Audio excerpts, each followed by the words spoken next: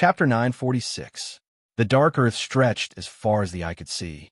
Everywhere he looked, there were craters all over the earth. Occasionally, half of a metal wreckage would pop out from the earth. He could not tell what it was originally a part of. In the distance, there was a protruding black peak that gave off a desolate and ancient aura. The sky was gray, and the stars were sparse. The sun was dim, and a strong wind blew. Countless fine sand was swept up in the wind, and the strong wind pulled everything on the surface. This was a black, desolate planet. It was wrapped in a thick layer of gray haze and filled with an atmosphere. Looking down from outer space, one could see the storm-like cyclones in the planet's atmosphere. In the past, this was a planet full of life. Green and red could be seen everywhere, and the roars of wild beasts could be heard throughout the mountains and forests. Now, there was only a black silence. This was an ancient battlefield in the dynasty. Below the ground, there were a large number of battleships and weapon wreckages. Now, the wind and sand had buried the past, leaving only desolation. A black figure walked slowly on the ground, as if it was one with the black background of the ground. "This is fine." Han Shao looked up at the gray sky and knew that the spaceship was waiting for him in outer space. The people on the spaceship were most likely looking at him through the observation window.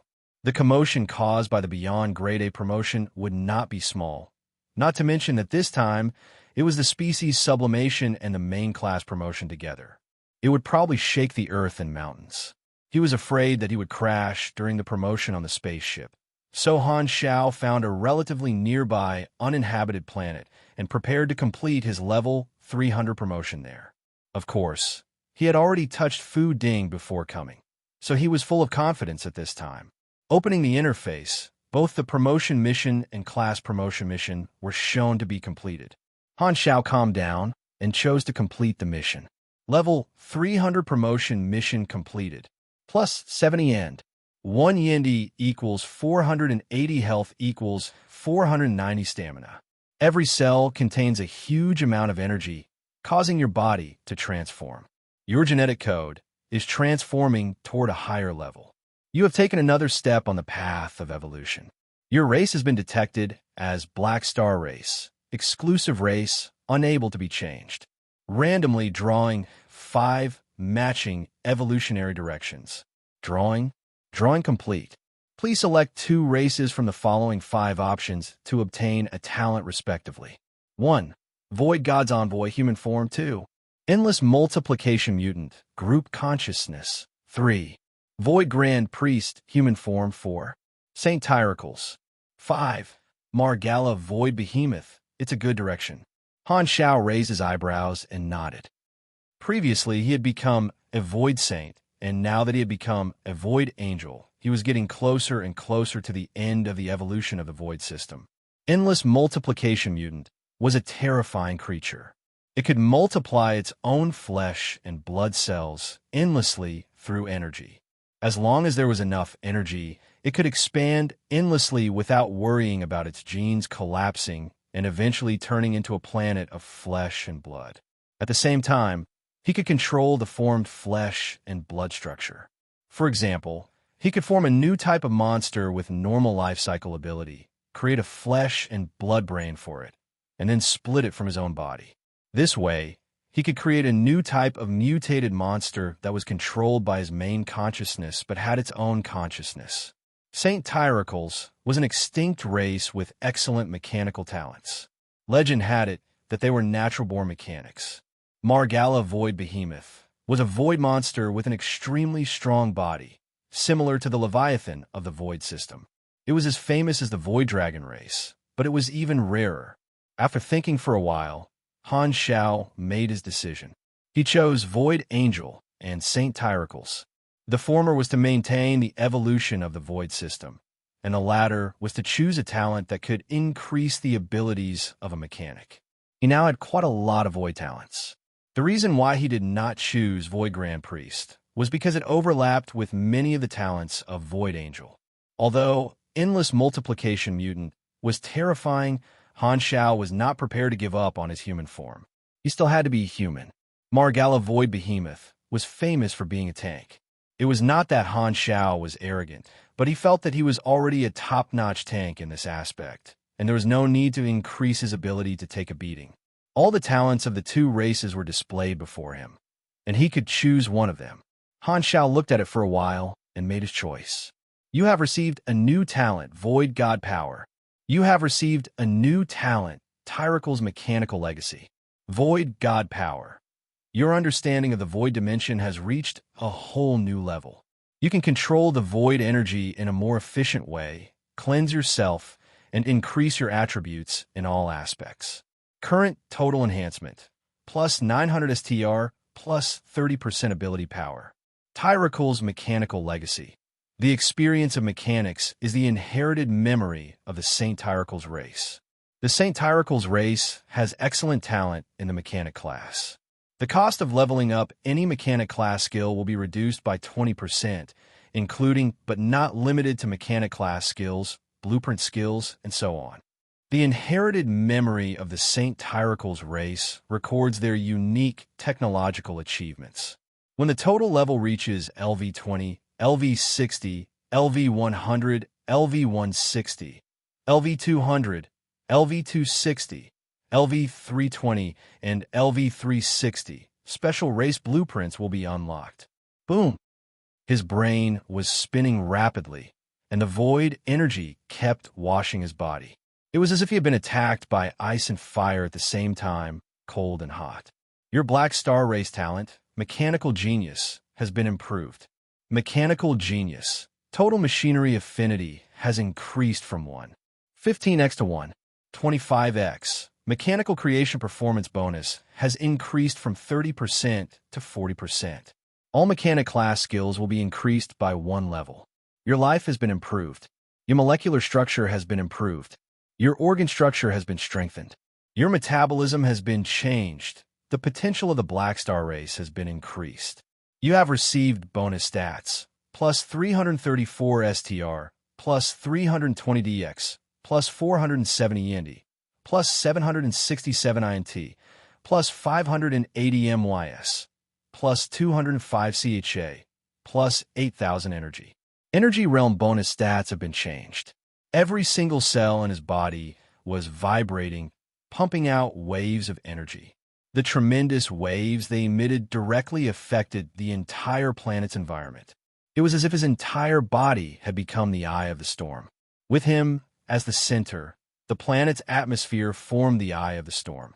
In the fleet in outer space, Aurora, Fu Ding, Hardaway, and all the Black Star Guards were standing in front of the observation window, observing the environmental changes Han Xiao was causing on the planet. What a terrifying high-energy reaction. Has His Excellency Black Star grown yet again? At his level, he can still increase his strength in such a short time. Hardaway was shocked. Although I've known him for a long time, he never fails to amaze me. Fu Ding shook his head. How can there be such a talented person in this world? He's practically a natural-born super. I've never heard of a beyond grade who grows so quickly. Hardaway's tone was both shocked and jealous. He had fought for a long time to become a beyond grade A, but he had yet to achieve his wish. On the other hand, Black Star was not only the fastest person in history to reach beyond grade A from 0, but he was also able to maintain a rapid growth in strength after entering beyond grade A. This was simply unheard of. Comparisons are odious. Hadavi had a look of envy and jealousy on his face.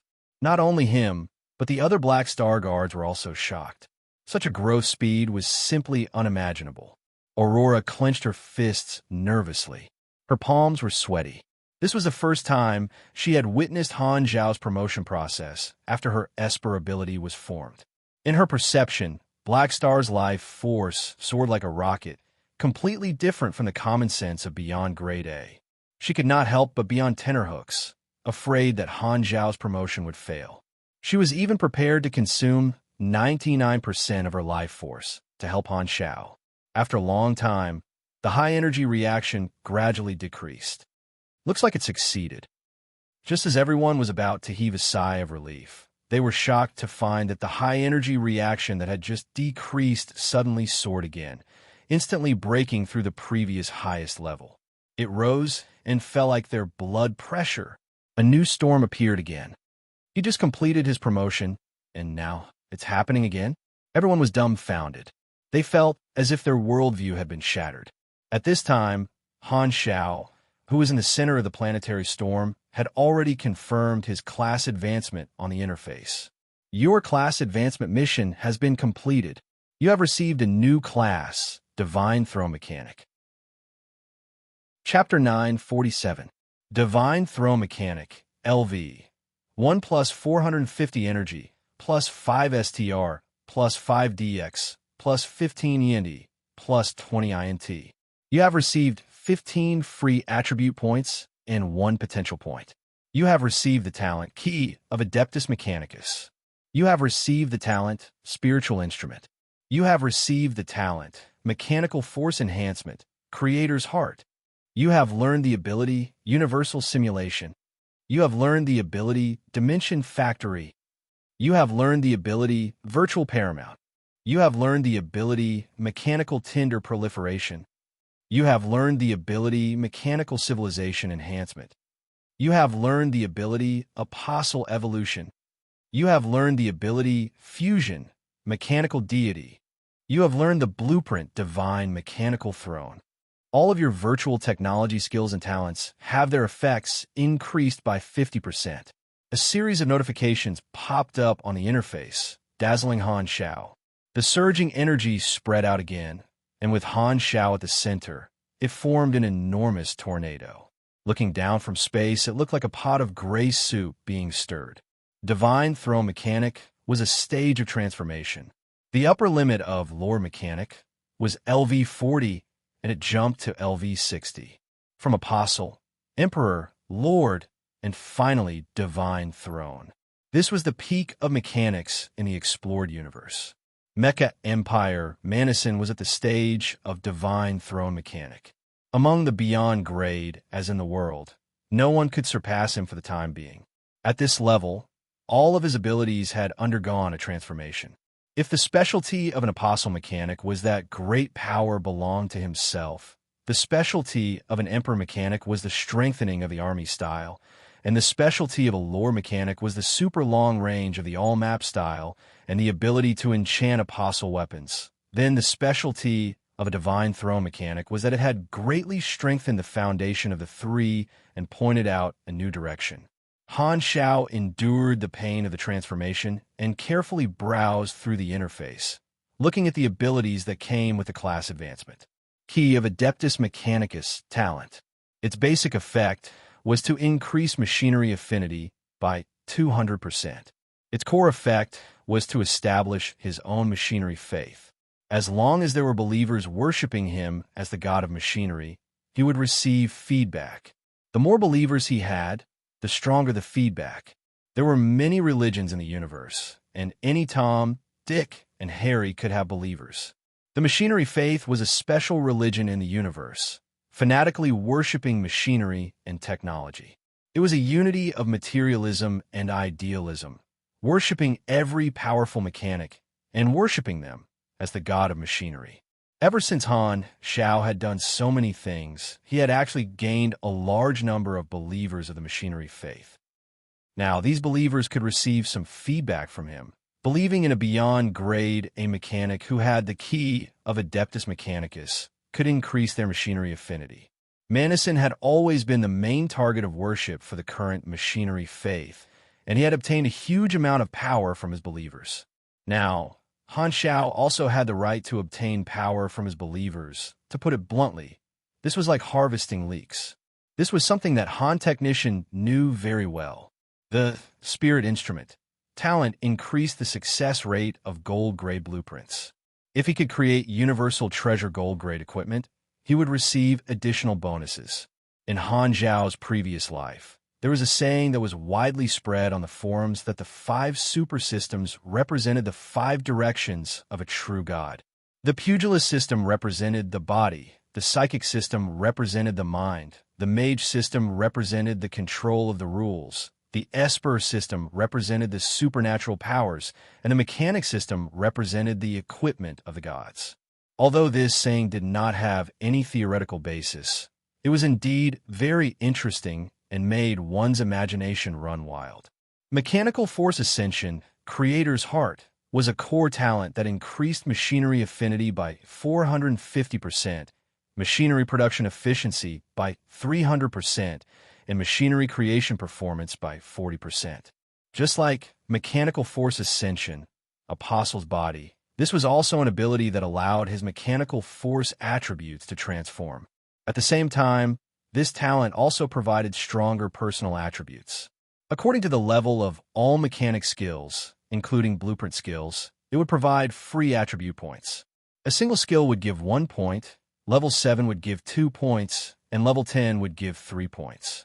Currently, Han Zhao's official mechanic skills were all at the maximum level, which provided him 189 free attribute points. He also had thousands of blueprint skills, most of which were obtained through gambling and had not been upgraded. Among them, the blueprints that met the requirements provided him with a total of 2,128 free attribute points, which added up to 2,317 free attribute points. Although the total was not as good as all his attributes, he could freely add points to them. Furthermore, compared to the attributes that he would receive during his promotion, this skill had a very high growth rate. It provided him with a new way to obtain free attribute points. This was a channel for mechanics to convert knowledge. Knowledge was power, and the more he learned, the stronger he would be. Apart from these 3 talents, the new skills were basically all the cores of Divine Throne Mechanic. Universal Simulation was not a combat skill, but a creation skill. It allowed him to use machinery to simulate the operation of most things, including but not limited to various celestial bodies, natural phenomena, and so on. Other than the limitation of materials, it was like a creator. However, this creator only used machinery. As for the use of this ability, Han Zhao did not really understand it. According to his guess, this should be an ability that leaned towards living, and to a certain extent, it could jump out of the restrictions of blueprints. Nature was the best source of inspiration. Since ancient times, almost all civilizations that developed naturally had their starting point of technology imitating nature. Dimension Factory had similar functions to the Secondary Dimension Army of the Emperor Mechanic. However, the difference was that the Dimension Factory was equivalent to opening up a logistics base in a secondary dimension. During war, the factory could be brought along at any time to collect the abandoned parts on the battlefield and reforge them. It could be used to create and repair machinery endlessly. The newly created machinery could be used on the battlefield immediately, and targeted equipment could be created on the spot. It was much stronger than the simple waste modification and advanced machinery construction, and its endurance was greatly increased. With the Dimension Factory, the Lord Mechanic's all-map fighting style would become complete. He would not have to worry about not having enough logistical support no matter where he went. Virtual Paramount was an ability that came from the virtual profession. If he had chosen the arm branch as his profession, the activated skill would be Sky Dome Structure. If he had chosen the energy branch, the activated skill would be Energy Plasticity.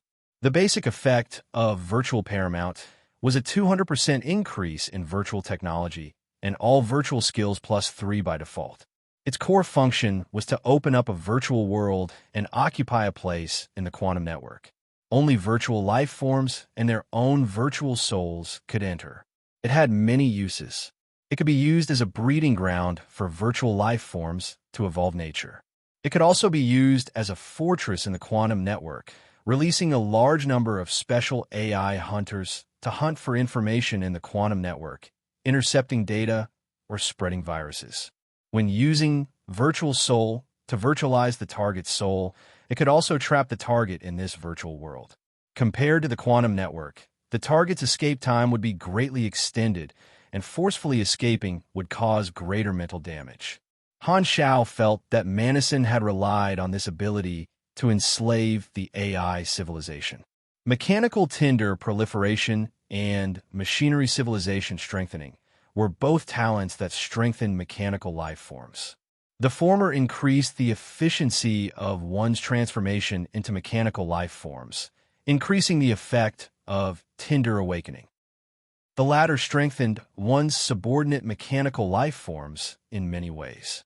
The aspects of strengthening included reducing the tender energy consumed by the mechanical life forms to reproduce, increasing the potential of the mechanical life forms, increasing the speed of reproduction, and so on. These two abilities played a huge role in the Mecha Empire's accumulation of a huge mechanical civilization army. Apostle evolution strengthened the effect of the Lord Mechanic's Apostle life creation. It did not increase the number of Apostle weapons, but it increased the strengthening effect of the Apostle weapons, allowing the Apostle weapons to have greater combat strength. Fusion, mechanical deity, was a transformation ability. With the main body or the Lord's avatar as the core, the Scatter Mech Legion would be merged into one, forming an extremely huge mechanical construct. It would become an extension of one's own body, controlling this super big guy to fight. As long as there were enough Mech Legion, it was not impossible for it to reach the size of a planet. This was a different kind of planetary construction project. This big guy had all the functions of the fusion machinery, and its attributes were extremely terrifying. It could traverse the universe with its huge body. This was the mechanical deity. The last blueprint, Divine Mechanical Throne, was a special equipment. It was a floating mechanical throne, similar to the one Han Shao had created in the past. However, this one had a special effect.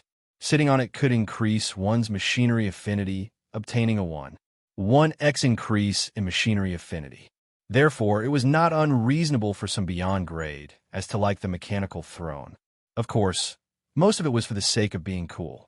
The number of skills he obtained during this class advancement might be the most in history. It was enough to show how terrifying the Divine Throne Mechanic stage was.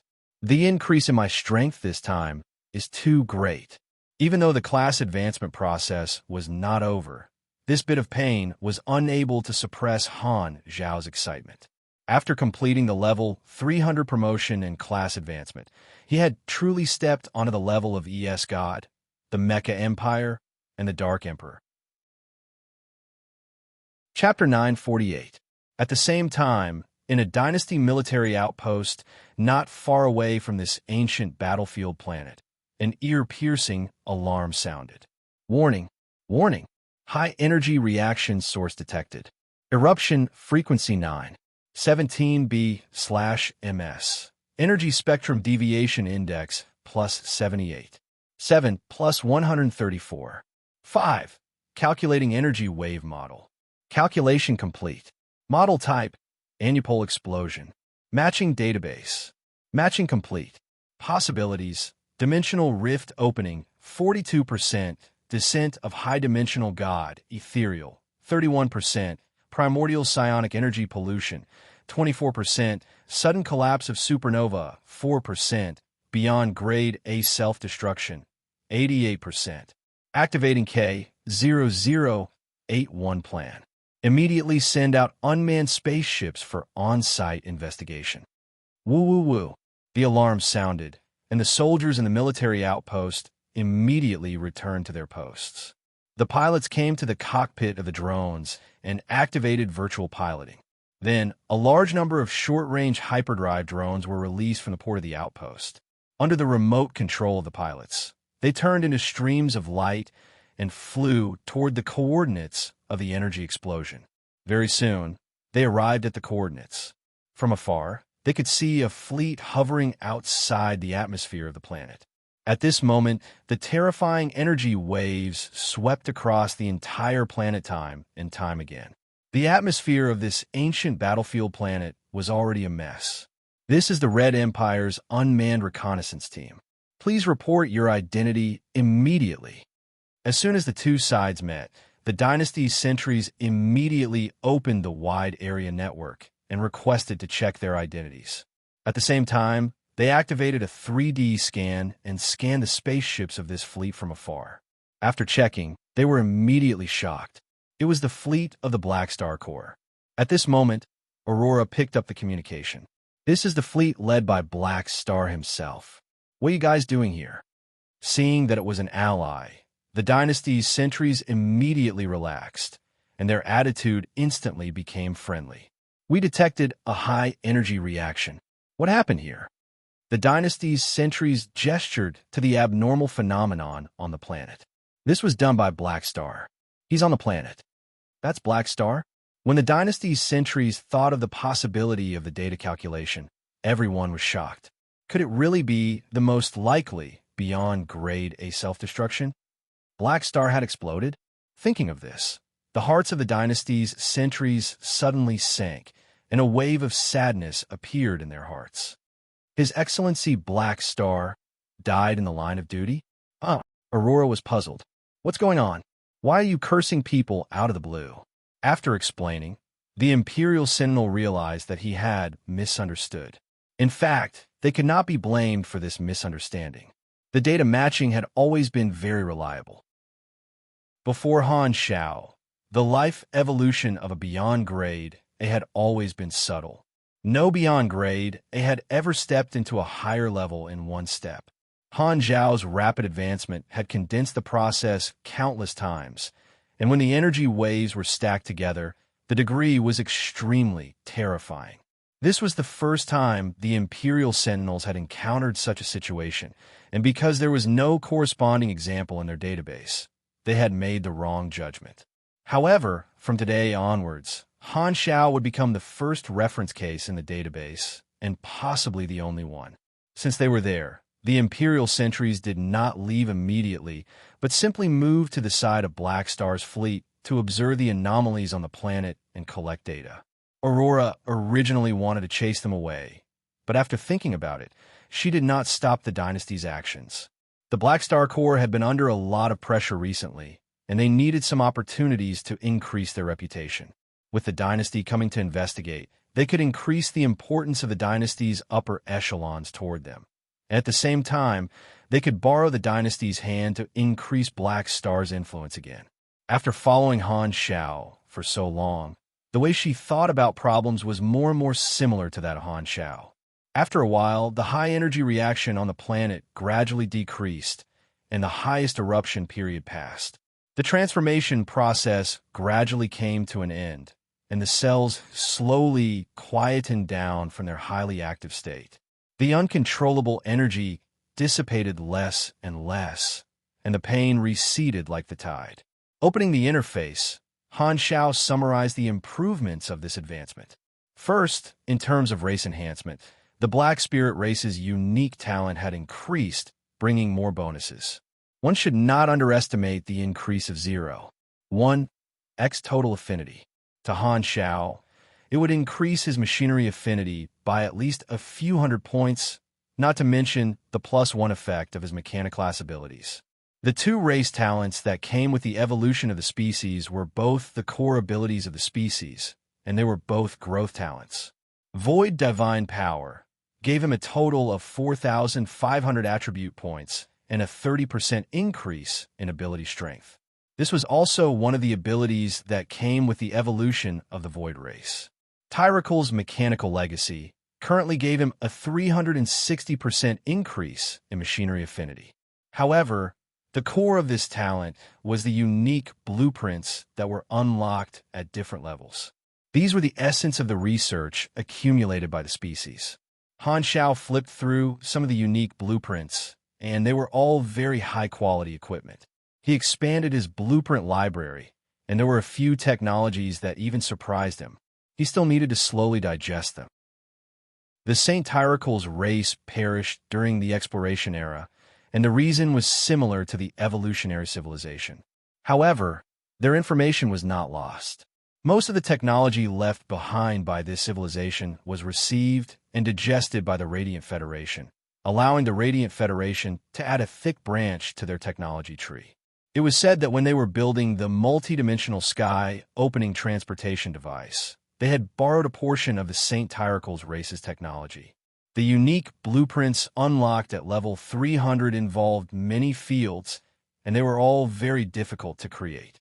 However, there were no blueprints for gold equipment among them. Han Shao estimated that the blueprints for universal treasures of the St. Tyracle's race would only appear when he unlocked them at level 360. In terms of class advancement, he was already on the same starting line as Mecha Empire Manison, but there was still a gap between them. What the Divine Throne mechanic had, Manison had, and what Manison had, Han Xiao did not. For example, the perfect mechanical sense that he could not forget and his unique talent. However, in terms of being a tank, Han Xiao was far superior to Manison. Although his mechanical abilities were inferior to Manison's, his other abilities had closed the gap between the two of them. However, due to the existence of the key of Mecha Faith talent, the true strength of the Mecha Empire was unfathomable. After so many years, he had always been recognized as the top mechanic in the explored universe. He had gathered countless believers of the Mecha Faith, and his position was unshakable. Out of 10 units of believers, he alone had 8 units. The key of Mecha Faith was an all-round improvement. Be it his basic attributes, machinery affinity, manufacturing efficiency, creation performance, or ability strength, he could obtain a percentage increase from it. Thinking about the huge believers of the Mecha Empire, Han Xiao felt pressured. Only when he reached the level of others could he truly understand how strong they were. If I want to fully utilize the effects of this talent, I'll have to fight with the Mecha Empire for my position in the Mecha Faith. Only by competing with them in terms of machinery will I be able to snatch away the believers on their side. Han Xiao shook his head. He originally did not want to provoke Manison, but Manison had already become an obstacle in his path. Once Manison knows that I've reached this level, he'll probably see me as an obstacle as well. A mountain cannot hold 2 tigers. It's still too early to say all this. I still need a lot of time to familiarize myself with my new ability. It's not the time to fight with Manison yet. Han Xiao exhaled, suppressed his worries, and browsed through his new ability again. At the same time, he threw all the free attribute points from Mechanical Force Sublimation, Creator's Heart, into Intelligence. After completing this step, Han Xiao took a look at the entire attribute panel. Level 301 Main Class, Mechanic Race, Black Star Race Attributes, 6,736 STR, 6,405 DX, 9,664 YND, 17453 INT, 5,230 MYS, 1,368 CHA, 1 LUK free attribute points, 15 potential points, 7 health, 9, 695, 991 stamina, 7, 832, 880 energy, 128,452 LV, 19 LV, 19 energy bonus, plus 2,026 STR, plus 2,488 DX, plus 3,120 Indy, plus 3,425 INT, plus 1,923 MYS, plus 681520 stamina limit, plus 2,712% machinery affinity, super electromagnetic induction, energy rank, 71130 grade, SS rank S bonus points, plus 100 Yindi, plus 35% all resistances, plus 32%. Highest attribute, plus 20% other attributes, plus 750 free attribute points, and plus 50 potential points. Seeing the huge changes in his attributes interface, Han Xiaoxin took in a deep breath. When he was at level 280, his energy rank was about 55,000, and it had increased by almost 20,000. This was not all because of this promotion. During this period of time, he had learned all the class knowledges, activated the additional talents, obtained heroic wrists from the Dragon Emperor, and increased his energy to level 19. All of these factors combined to give him such a huge increase in strength. The changes to his attributes were also very frightening. His intelligence had almost doubled, and this included the 2,000 points given by Omnipotent Mechanic, the 1,600 points given by Divine Void Power, and the 2,300 free attribute points given by Mechanical Force Sublimation, Creator's Heart. His stamina had also improved, and his health was close to 10 million. Among all the Beyond Grade, as he knew, only the Old Dragon had more health than him. Even Tai Tai had to step aside. My grade has reached SS. Han Xiao nodded. With the increase in his energy rank, his grade S bonuses also increased. His stamina bonus went from 50 to 100, and his other effects were also increased. This grade was commonly known as the peak of beyond grade A. SS was higher than S+, but it still belonged to grade S and was not a qualitative change from the calamity grade to the beyond grade A. What ES God wanted was to break through the boundary of grade SS and open up a whole new level of combat strength. Han Xiao looked at the upgrade cost, and, as expected, it had increased greatly.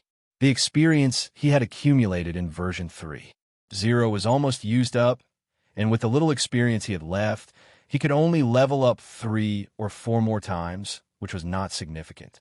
Han Xiao decided not to level up, leaving the experience to level up his skills. It was more cost-effective. During the version update, it will not be easy to level up again. I need to stabilize and digest these abilities, then start accumulating them for a long time. Han Xiao thought to himself. The biggest difference between him and the Mecha Empire was the wealth he had accumulated over the years. After sorting out the abilities of this promotion, Han Xiao stretched his extremely relaxed limbs and flew back to his spaceship. Many officers had been waiting there for a long time, and they all stared at him with a mixture of shock, envy, and surprise. Han Xiao's evolution process had really overturned everyone's understanding, leaving a shock in their hearts. How did you do it?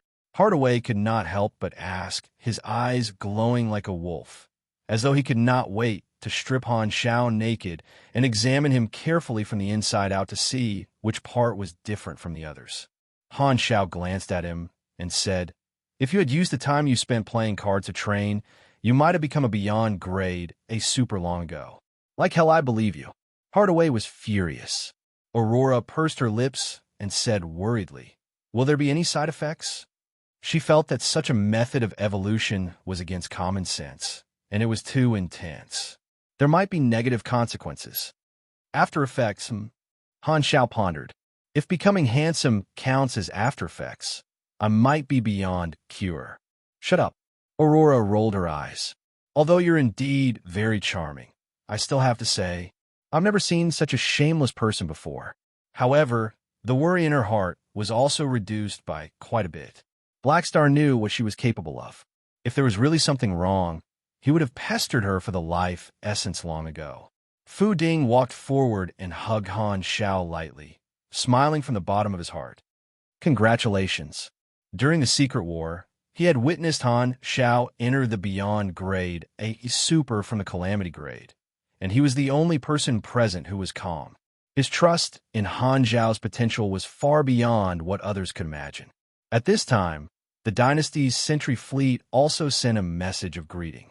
"Greetings, Your Excellency Blackstar. Oh, when did you guys arrive?" Han Xiao was immersed in his new ability and did not notice. "We've been here for quite a while." The dynasty's sentry hesitated. "Your Excellency Blackstar, what happened to you just now?" It's not a big deal. My strength has increased a little." Han Xiao chuckled. Hearing this, the dynasty's sentry was speechless. "Such a huge commotion, and you're telling me it's only a little? Do you think I'm a 50-year-old kid?" The dynasty's sentry suppressed the ridicule in his heart and asked carefully, "Your Excellency Blackstar, we'll report the situation here truthfully. Do you have any objections?" If it were any other time, he would have directly reported it according to the procedure. However, after witnessing the entire process of Han Xiao's promotion, he did not dare not ask for Han Xiao's opinion. Han Xiao nodded and did not mind. "It doesn't matter. Just report it truthfully." In any case, he could not hide this matter. He could not wait for the upper echelons of the dynasty to know that his strength had increased again. It would be even better if the dynasty could give him more money. The dynasty's sentry was overjoyed. He thanked him and left the place, turning into a hyperdrive stream of light. Watching the dynasty's reconnaissance team leave, Han Xiao retracted his gaze and narrowed his eyes, which flashed with a sharp light. Since he had completed his advancement, it was time to follow his original plan and deal with the tyrant, so that he wouldn't get any worse. It was a good opportunity to test how strong he had become. "Humph, little Tai Tai, I'm coming to play with you." Shattered Star Ring, Black Star Corps Headquarters, Army Commander's exclusive mechanical warehouse. In the dark and silent room, the sound of a mechanical device opening suddenly sounded. Chi! An equipment maintenance box was opened from inside, and two dazzling lights appeared from the darkness. A mechanical body walked out. Its eyes were shining like the sun, carrying Han Zhao's consciousness. Looking back, it flicked its finger, and a dazzling blue-gold mechanical force flowed out, activating all the equipment boxes in the warehouse. Ka.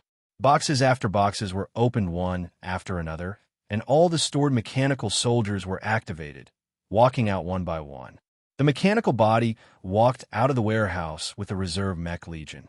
The Lord had descended. At the same time, in Bloodshed Land, clank. The two wine glasses collided with each other, making a crisp sound. The wine in the glasses swirled and swayed. In the middle of the hall was a long, luxurious dining table filled with sumptuous dishes. There were only two people in the room, Heber and the host that Sorokin's consciousness were sitting opposite each other. They raised their glasses and clinked them. This was a celebratory meeting. Thanks to His Excellency Tyrant's influence, our cooperation has been on the right track. I'm very happy to work with you. Sorokin smiled and took a sip of wine. Humph, we're just taking what we need. Although Sorokin was the child of wealth, Heber did not have a good impression of him. Without any pretense, he finished the wine in one gulp and put down the glass. However, the wine glass was placed on the edge of the table and did not stand properly. It shook and fell to the ground. Heber was about to reach out to grab it, but for some reason, he suddenly frowned and watched the glass fall. Pa! The glass fell to the ground and shattered into pieces. What happened to you? Sorokin was confused. With their strength, it was impossible for them not to react. He did not know why Heber was stunned. Heber stared at the broken pieces of the wine glass on the ground and frowned. For some reason, he suddenly felt his heart palpitate. It was as if something bad was about to happen. Chapter 949. Shattered Star Ring, Soul Cluster Border, Cross Star Cluster Stargate. The Clint Kingdom's territory was connected to the Purple Crystal Civilization's Colton Star Cluster. They were separated by a desolate universe belt and connected by stargates. After the end of the Secret War, the state of emergency between the two sides was lifted and the civilian stargates were reopened, allowing the people of the two star clusters to return to normal. At this moment, at the observation post stationed at the Stargate station, the sentinel on duty today was slacking off openly. He turned a blind eye to the fleet of spaceships that had passed through the Stargate. He held a communicator in his hand and stared at it without blinking. He was a complete case of someone with severe head-bowing syndrome. Ever since the Secret War ended, Clint and Purple Crystal had both rested. Furthermore, the Black Star Corps had joined the Red Empire, so the two civilizations did not have many chances to have a conflict. Nothing happened for many years, so the Sentinels gradually relaxed. This could not be blamed on their lack of professionalism. The main reason was that most of the spaceships were inspected by artificial intelligence, and there were very few opportunities for manual inspection. Thus, most of the time, they were either in a daze or slacking off. The virtual singer is so awesome. On the screen of the communicator was the virtual image of a Clint beauty. She was wearing thin clothes and was dancing nimbly. Her melodious voice was like the sound of a clear spring. The sentinel on duty had an infatuated look on his face. He shook his legs crazily, swiped the screen with his finger, and sent out a few virtual gifts bought with real money. This software was an entertainment software that was popular in the entire universe. It could customize virtual images according to the aesthetics of different races. Other than the appearance, it could also choose the personality of the artificial intelligence. It could be tried out in any style. After creating a virtual image, it could interact with the other party in all kinds of ways. For example, it could let her sing songs arranged by the artificial intelligence or play Wayne cards with her online. It could even be tipped. It could basically be treated as a real person. After becoming a member, it could let the other party show a 3D projection that was the size of a real person. If there were further requirements, it could contact the official website to buy a virtual image service. This way, it could be touched by the 3D projection. There were also youth and adult versions. If one did not want to create a virtual image, they could also find the image templates shared by other users in the database. They could choose any race, any appearance, and any taste. In this era, the degree of interstellar integration was very high, but there were still many autistic people. Compared to making real friends, they preferred to create perfect virtual friends, brothers, children, partners, and so on. In the interstellar era, the otaku market was extremely prosperous. It was really easy to earn money from otakus. It was worth mentioning that this software was developed by one of the sub-brands of the Limitless Financial Group. The annual income was extremely frightening, and the money earned in 1 year was theoretically enough to buy the entire Bloodshed land. The sentinel on duty was admiring his dream lover with infatuation. Suddenly, an AI voice that made one's heart turn cold rang out. Detected a special marked transit. Proceeding to manual inspection. The sentry on duty, who was shaking his leg, was startled by the sudden sound. He almost threw the communicator away. After calming himself down, he put down the communicator impatiently. With resentment for being disturbed, he turned around to operate the inspection system. Who is it? The Black Star Corps. Instantly, the sentry on duty woke up from his stupor. It was the Black Star Corps that had submitted the transit inspection. In the database of civilian stargates like this, there were some special marked people, such as galactic wanted criminals. Due to the grudges of the secret war and Black Star's increasing influence, Clint added the Black Star Corps to the list of marked people. Anyone with the identity of the Black Star Corps who came to Clint's territory had to be reported by the people in the Stargate station. The sentry on duty knew that he did not have the authority to inspect, so he immediately informed his team leader. The team leader then informed the person in charge of the Stargate station and sent the information up the chain of command to the upper echelons of the civilization. Not long after, the upper echelons gave the order to allow the Black Star Corps to cross the border. Very soon, a small fleet with the insignia of the Black Star Army sailed out of the Stargate, turning into a stream of light and leaving a trail of flames behind, which was reflected in the eyes of the sentries on duty. Although the Black Star Corps was allowed to cross the border, the upper echelons of Clint were still in shock. Normally, the Black Star Corps did not interact with them at all and would not come to the Soul Cluster. They did not know what they were going to do with this sudden visit. They had to send someone to follow them and monitor them. To Clint's surprise, the news of the Black Star Corps suddenly visiting their territory spread like wildfire and was quickly made known to many organizations and galactic residents in the Shattered Star Ring. Clint knew very well the reason behind this. Someone must have been spreading the news behind the scenes. After thinking about it, only the Black Star Corps would do this. Clint did not understand the actions of the Black Star Corps at first, but when they realized that this fleet was heading toward the Bloodshed land, the upper echelons of Clint finally understood. That's right, it must be the recent actions of the Bloodshed land that attracted the Black Star Corps. Clint did not know the truth behind the alliance between the Bloodshed land and the Limitless Financial Group. They only knew that the Bloodshed land's strength had increased tremendously because of this and was taking away the benefits of the Black Star Corps. Heber was their ally, and Clint wanted to use some means to protect him. However, by the time they realized, it was already too late. The news of the Black Star Corps' target being the Bloodshed land had already spread. Now, more than half of the Shattered Star Ring knew that the Black Star Corps was going to do something to Heber. Furthermore, the Black Star Corps had even publicized the itinerary of this fleet, not hiding their purpose at all. Every day, the distance between them and the Bloodshed land headquarters was getting shorter and shorter. With such a high-profile campaign, many galactic residents in the Shattered Star Ring were waiting for a good show to happen and looked forward to the meeting between the two parties.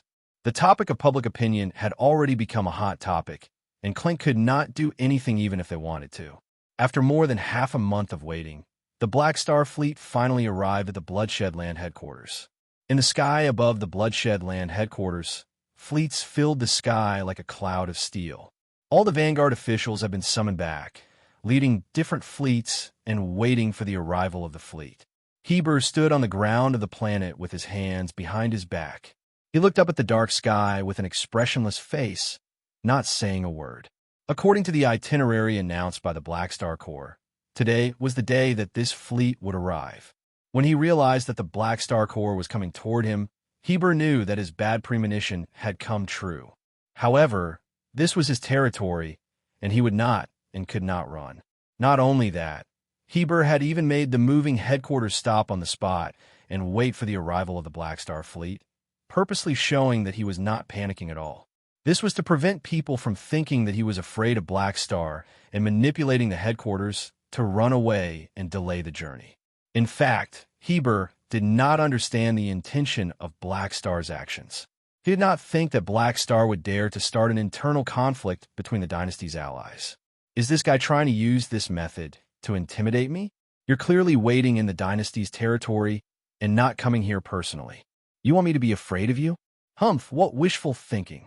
Therefore, Heber was very calm and only wanted to see what Han Shao was up to. Although he felt that Han Shao would not do it for real, he still had to put on a show. Therefore, he made the fleet at the headquarters enter a state of alert. As for whether or not the fleet that was about to arrive would suddenly make a detour to play tricks on him, Heber did not even consider this possibility. If he really did that, it would be embarrassing for the Black Star Corps. After waiting for a while, light spots suddenly lit up at the end of his vision and stopped not far away from planet Heber in the blink of an eye, revealing the appearance of the Black Star fleet and confronting the Bloodshed Land fleet. The size of the fleets of the two sides could not be compared. Heber's fleet had more than 1 million spaceships, while the Black Star fleet only had a few dozen spaceships. It was like a mantis trying to stop a chariot. On the other side, the Clint fleet had also arrived. Other than that, there were many galactic residents and media personnel who came to join in the fun. These people had followed the Black Star Corps' itinerary and had arrived early, preparing to watch the scene with force. Heber snorted, took out his communicator, opened the public communication channel, and said calmly, "Black Star Corps, I did not invite you. Black Star, I haven't invited you recently, and you didn't say that you were going to visit me in advance. So, what do you mean by coming uninvited?" Hearing this, the galactic residents who came to join in the fun became excited. They could hear the smell of gunpowder in this sentence and waited for Black Star's response. After waiting for a while, a cold mechanical voice sounded in the public communication channel. There were no pleasantries and went straight to the point, bringing about a cold atmosphere. "Heber, do you still remember our unfinished battle?" Heber's eyes narrowed. Without waiting for him to answer, Han Zhao's mechanical body continued. "Back then, when I just became a beyond grade, you asked me to fight. Because of the dynasty, that battle ended without a result. The victor between us has yet to be determined." Humph. Heber's tone turned cold. "So, you're here to issue a challenge?" "That's right," Han Shao said calmly. "Back then, you wanted to bully me when I just became a beyond grade A. Now's the time. I'm here to settle this score with you. In 20 days, I'll fight you in the Soul Cluster. You can choose the location." 20 days? Heh, can you rush back from the dynasty's territory? Don't worry. Only the 2 million mech legion in this fleet and one of my lord's avatars will fight you. Han Shao slowly said, "Don't tell me you're scared. Where's the confidence you had when you asked me to fight you? I just became a beyond grade, a super a few years ago, and you don't dare to fight me?" The mechanical life forms were all in the flickering world. Han Shao did not bring any apostle weapons this time, only a lord's avatars and a batch of mechanical soldiers in the headquarters warehouse. These mechanical soldiers were all built before he advanced to level 300, so they did not receive Han Zhao's current construction bonus. Hearing this, Heber was instantly annoyed. After the battle on Planet Lighthouse, Heber knew that he was probably not Han Zhao's opponent, but the prerequisite was that Han Shao personally appeared. However, he did not even bring an apostle weapon, only a lord's avatars and a team of mech legion. And you dare challenge me? You're looking down on me too much. Heber's face was frosty, and he said with a deep voice, "You don't dare to come personally, right? Are you worried that you won't be able to escape if you lose? Humph, using a group of mechanical soldiers to challenge me. Even if I destroy them, you'll still be very safe, right? Think whatever you want. I've already issued the challenge. Do you dare to accept it? Han Xiao was unmoved. Heber immediately began to plan in his mind, but he suddenly realized that Han Xiao had already blocked his escape route. Firstly, the matter had already blown up, and the title of the tyrant did not allow him to admit defeat. Secondly, when he bullied Han Xiao, who had just become a beyond grade A super, Han Xiao accepted the challenge very quickly. If he hesitated and rejected the challenge now, it would mean that he was afraid of Han Xiao, and outsiders would think that he only bullied the weak and feared the strong. The deterrence of the title of the tyrant would plummet. I see. So this is your plan? Heber was furious. Settling the grudges was just an excuse to force him into a situation where he could not refuse. In essence, it was still because of the recent competition. He had destroyed the Black Star Corps' plan to amalgamate their interests. So the other parties started from the Corps and issued a challenge publicly, intending to use their fists to do the talking. Black Star, your timing is really good. You made it difficult for me to back down. I can't refuse. Heber was so angry that he laughed. All right, I'll accept your challenge. Black Star, things have been going too smoothly for you recently, and you're getting more and more arrogant. Let me give you a defeat and wake you up. If Han Zhao's main body came, Heber knew that he would not be his match. However, it was just a doppelganger leading an army, so he did not think that he would lose. How dare you look down on me like this? Do you really think that I, the tyrant, am made of mud? Very good. I'll wait for your news. Seeing that Heber had accepted, this Black Star fleet turned around and left, quickly disappearing from everyone's sight. Let's go. Heber snorted and waved his hand, ordering the fleet to land.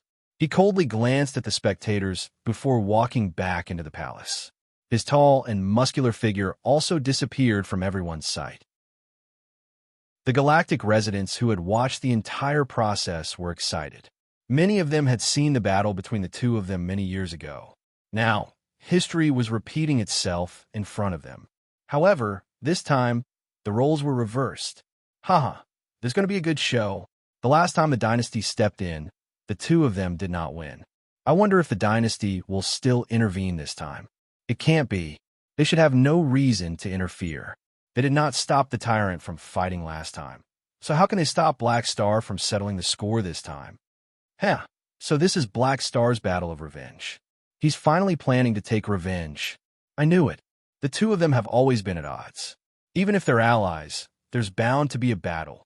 Countless galactic residents were discussing in the channel. At the same time, in the Bloodshed Land's headquarters, the host possessed by Sorokin frowned as he looked in the direction that the Black Star fleet had left. Black Star's move was extremely bold, and it was suspected of instigating internal strife. Sorokin had guessed that this would happen, but he did not expect Black Star to really do it. If they could really defeat the tyrant, Black Star would be able to hold his head high, and it would indeed reduce the competitiveness of the Bloodshed Land to a certain extent. However, the price would be that the tyrant's reputation would plummet. The way he saw it, the Red Empire would not allow such a situation to happen so easily. The deterrence of a beyond grade, a ally, was equivalent to a bargaining chip for the dynasty. If you really succeed, my plan will become more and more difficult. Sorokin frowned and fell in a deep thought. Chapter 950. As the news spread, the news of Black Star issuing a challenge to the tyrant quickly spread throughout the Shattered Star Ring and the various star fields. The grudges between the two of them were dug up by the spectators from all over the country, adding a lot of interesting gimmick to this battle and attracting a lot of attention. Conflicts between allies of advanced civilizations were not unheard of in history. Although they were all working for the same civilization, the allies were not of the same mind and were only doing it for mutual benefits. Furthermore, there were differences in the amount of resources, so there were bound to be conflicts. As long as the conflicts between allies did not cross the line and cause serious internal strife, the advanced civilizations would not intervene. Firstly, they did not intend for all of their allies to maintain a good relationship with each other. Secondly, competition brought vitality. Thirdly, there were many problems with the distribution of benefits that even the advanced civilizations would not be able to resolve. Black Star issuing a challenge to the tyrant was a boundary that the dynasty could not interfere with. This matter also reached the conference table of the dynasty's upper echelons. Central Galaxy, Planet Crimson Ring, conference room of the upper echelons. A few days ago, Black Star officially issued a challenge to the tyrant, challenging him to a battle in 20 days. The tyrant agreed, and this news has spread like wildfire. Everyone, what do you think? At the head of the table, Urinril's slender fingers tapped on the table. She looked around at the upper echelons, but no one had an opinion. Black Star did not discuss this with us. Doing this will affect the dynasty's influence in the Shattered Star Ring. This is not a good thing, an upper echelon said solemnly. Indeed, the dynasty's external environment is worrying. To us, maintaining the stability of the star field is the most important. I feel that we should intervene in this matter, someone said. On the other side, someone had a different opinion. This person was an official from the ruler's faction. You can't say that. Black Star's actions are understandable. A few years ago, the tyrant challenged Black Star, who had just entered the beyond Grade A realm, to a battle. Black Star thus joined the dynasty and received our protection. Now that he has grown stronger, it's normal for him to want to settle the grudges from before. Seeing this, an official from a neutral faction also spoke up. That's right. Back then, we did not stop the tyrant, because Black Star only joined us after accepting the challenge. A beyond Grade A's agreement cannot be taken back so easily, so we should not stop Black Star's challenge. Only then would it be fair. That's right. Furthermore, Bloodshed Land's recent actions have affected the interests of the Black Star Corps. If we side with the tyrant, it will greatly affect Black Star's impression of the dynasty. But the tyrant's reputation, the officials present were divided into two sides. One side supported intervention, while the other supported inaction. However, the ones who spoke were the daily active figures of the various factions. They were the lackeys. Their job was to throw a brick to attract jade and indirectly convey the faction's position. The true bigwigs of the factions did not say a word at this moment. Urinril listened calmly and looked at the chief commander of the exploration army, Terakov. Terakov, what do you think? As soon as this was said, the entire place fell silent. Everyone knew that it was time for the bigwigs to make a decision. Only their words carried weight. Black Star, I'm very familiar with him. Terakov smiled. I believe that he knows what he's doing. Urinril nodded and looked at Bekarodi, one of the leaders of the hardliners. What about you? Bekarodi's face was dark. He glanced at Ludwell, who had a smile that did not seem like a smile, and slowly said, I support neutrality. Hearing this, a hint of doubt flashed past Urinril's eyes, and she was a little surprised. She knew that Bekarodi had always been the hardline faction and did not like Black Star at all times. It was as though his wife had been slept with by Black Star.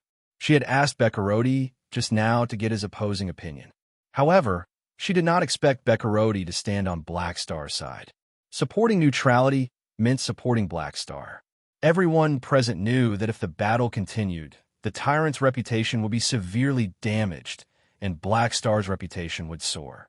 What Heber did not know was that in the eyes of the dynasty's upper echelons, even if his opponent was just a doppelganger of Black Star, his chances of winning were less than 10%. Not long ago, the dynasty's outpost had submitted the observation report of Black Star's promotion, and this report had caused a commotion among the dynasty's upper echelons.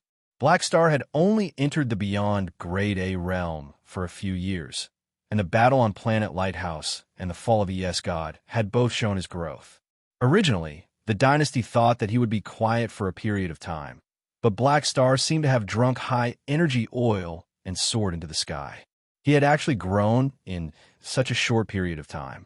Compared to the evolution speed of a beyond Grade A mere few years was simply too short time, although they did not know what level Black Star had reached. According to the Dark Emperor's speculation, Black Star might be close to the peak of the beyond Grade A realm, which is a few decades earlier than expected. Even the Dark Emperor was shocked, saying that he had never seen such a monster before. Therefore, in the eyes of the dynasty, the tyrant's chances of winning were pitifully low. They even suspected that Black Star had only sent a doppelganger to provoke the tyrant and make the tyrant feel that he had a chance of winning. The result of this battle was predictable. Black Star would become the dynasty's main representative in the Shattered Star Ring, and although the tyrant's organization would continue to grow in terms of deterrence and status, he would always be suppressed by Black Star. He would never be on the same level as Black Star like before. This meant that in the eyes of outsiders, Black Star would sit at the top of the Beyond grade as in the Shattered Star Ring. Unravel was naturally willing to see this happen, so the ruler's faction was all on Black Star's side.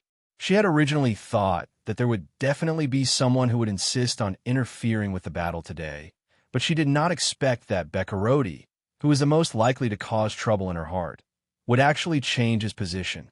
Frowning, Unravel then looked at Ludwell. I also support being neutral. Ludwell's expression did not change, but it was not because he was grateful to Black Star. He had always been on the side of the ruler's faction. Furthermore, he was not as radical as the hardliners, who thought that suppressing Black Star was the last resort. He was more interested in exchanging for or purchasing the evolution cube. Today is really strange. Why are both of them so easy to talk to? Unravel thought to herself. Hearing this, Bekarodi narrowed his eyes and looked at Ludwell with deep meaning. Just a few days ago, Sorokin, who he had an agreement with, had sent him a private message, expressing his hope that he would stop the battle. Bekarodi also knew the pros and cons. If he allowed Black Star's reputation to continue rising, Sorokin's plan would be even more difficult to achieve. If it was under normal circumstances, he would definitely insist on interfering. However, the situation now was different. Ludwell had talked to him more than half a month ago, and there was a deeper meaning in his words. Bekarodi could only ignore Sorokin's opinion and temporarily restrain himself. He would observe the situation.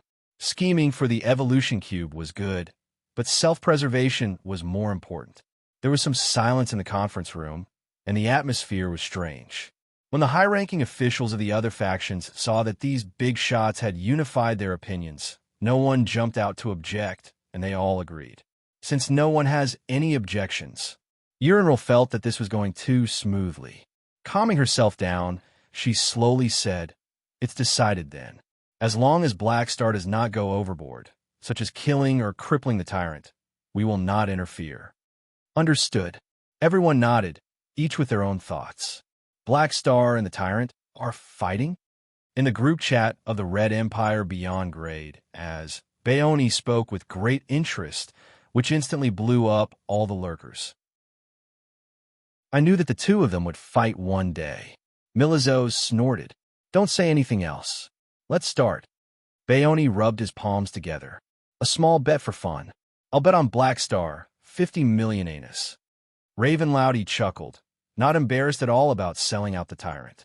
I'm very familiar with Heber, so I'm very clear about his strength." Viru rubbed his chin. "So I'll bet on Black Star, 10 million anus." "Black Star, 200 million, Lotus Swordsman said calmly. "Oi, you're all betting on Black Star. How are we going to start?" Milizaus was dissatisfied. "Simple.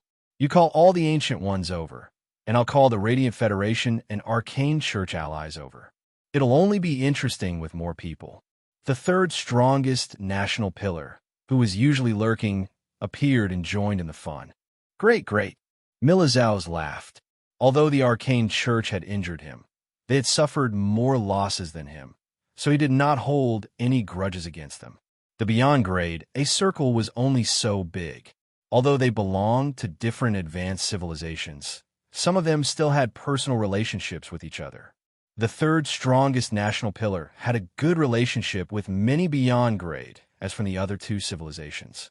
The allies of the three universal civilizations and the Ancient Ones basically included more than half of the Beyond Grade, as in the explored universe. It would not be an exaggeration to call this a grand event. As for the battle between Black Star and the Tyrant, not only were they not worried, they even wanted to watch the show. Their status as allies did not have much restriction on them.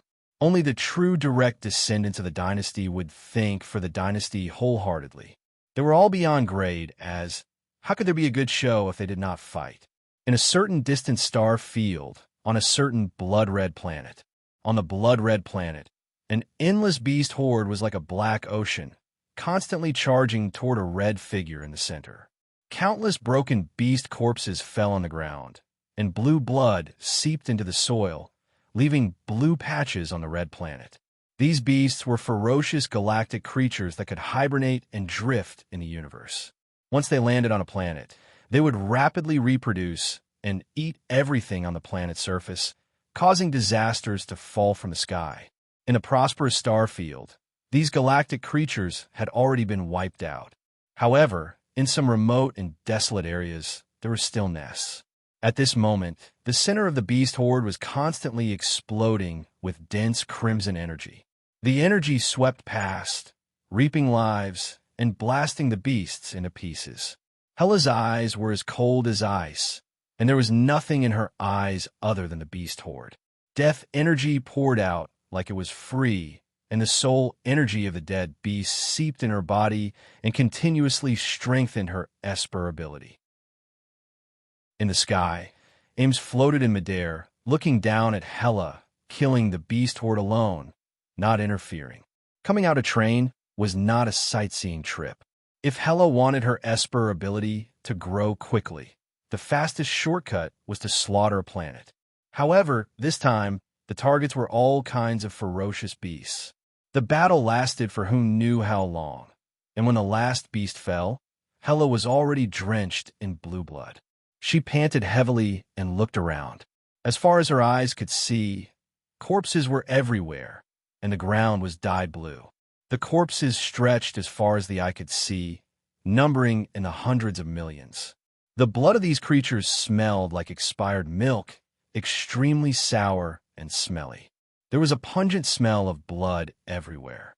Hela held her breath and dragged her tired body to Ames' side. Quite efficient. Ames nodded lightly.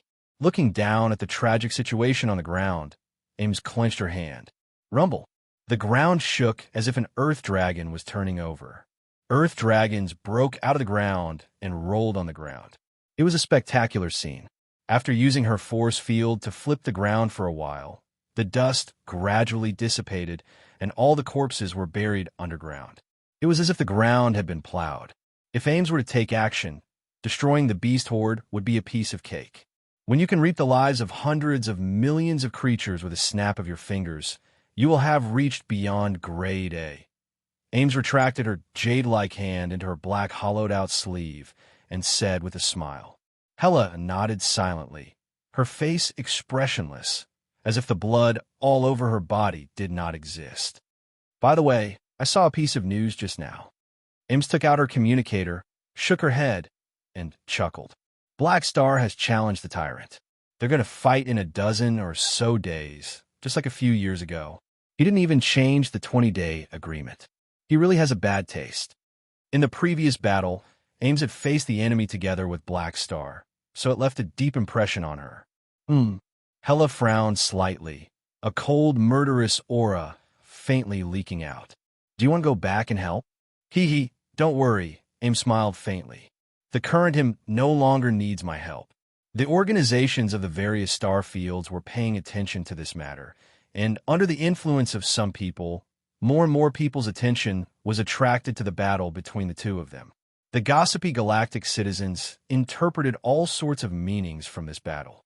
Some thought that this was Black Star's battle of revenge. Some thought that this battle would determine the number one beyond grade A of the Shattered Star Ring. And some even thought that the two of them were fighting over Ames. This was a battle between love rivals, and they imagined a love triangle of millions of words in their minds. The gambling industry also started their own operations. Originally, Black Star's chances of winning were very high, but because he did not come personally this time and only sent an avatar and 2 million mechanical troops, the gambling industry adjusted the odds of winning to 60 to 40, with the Tyrant 60% and Black Star 40%.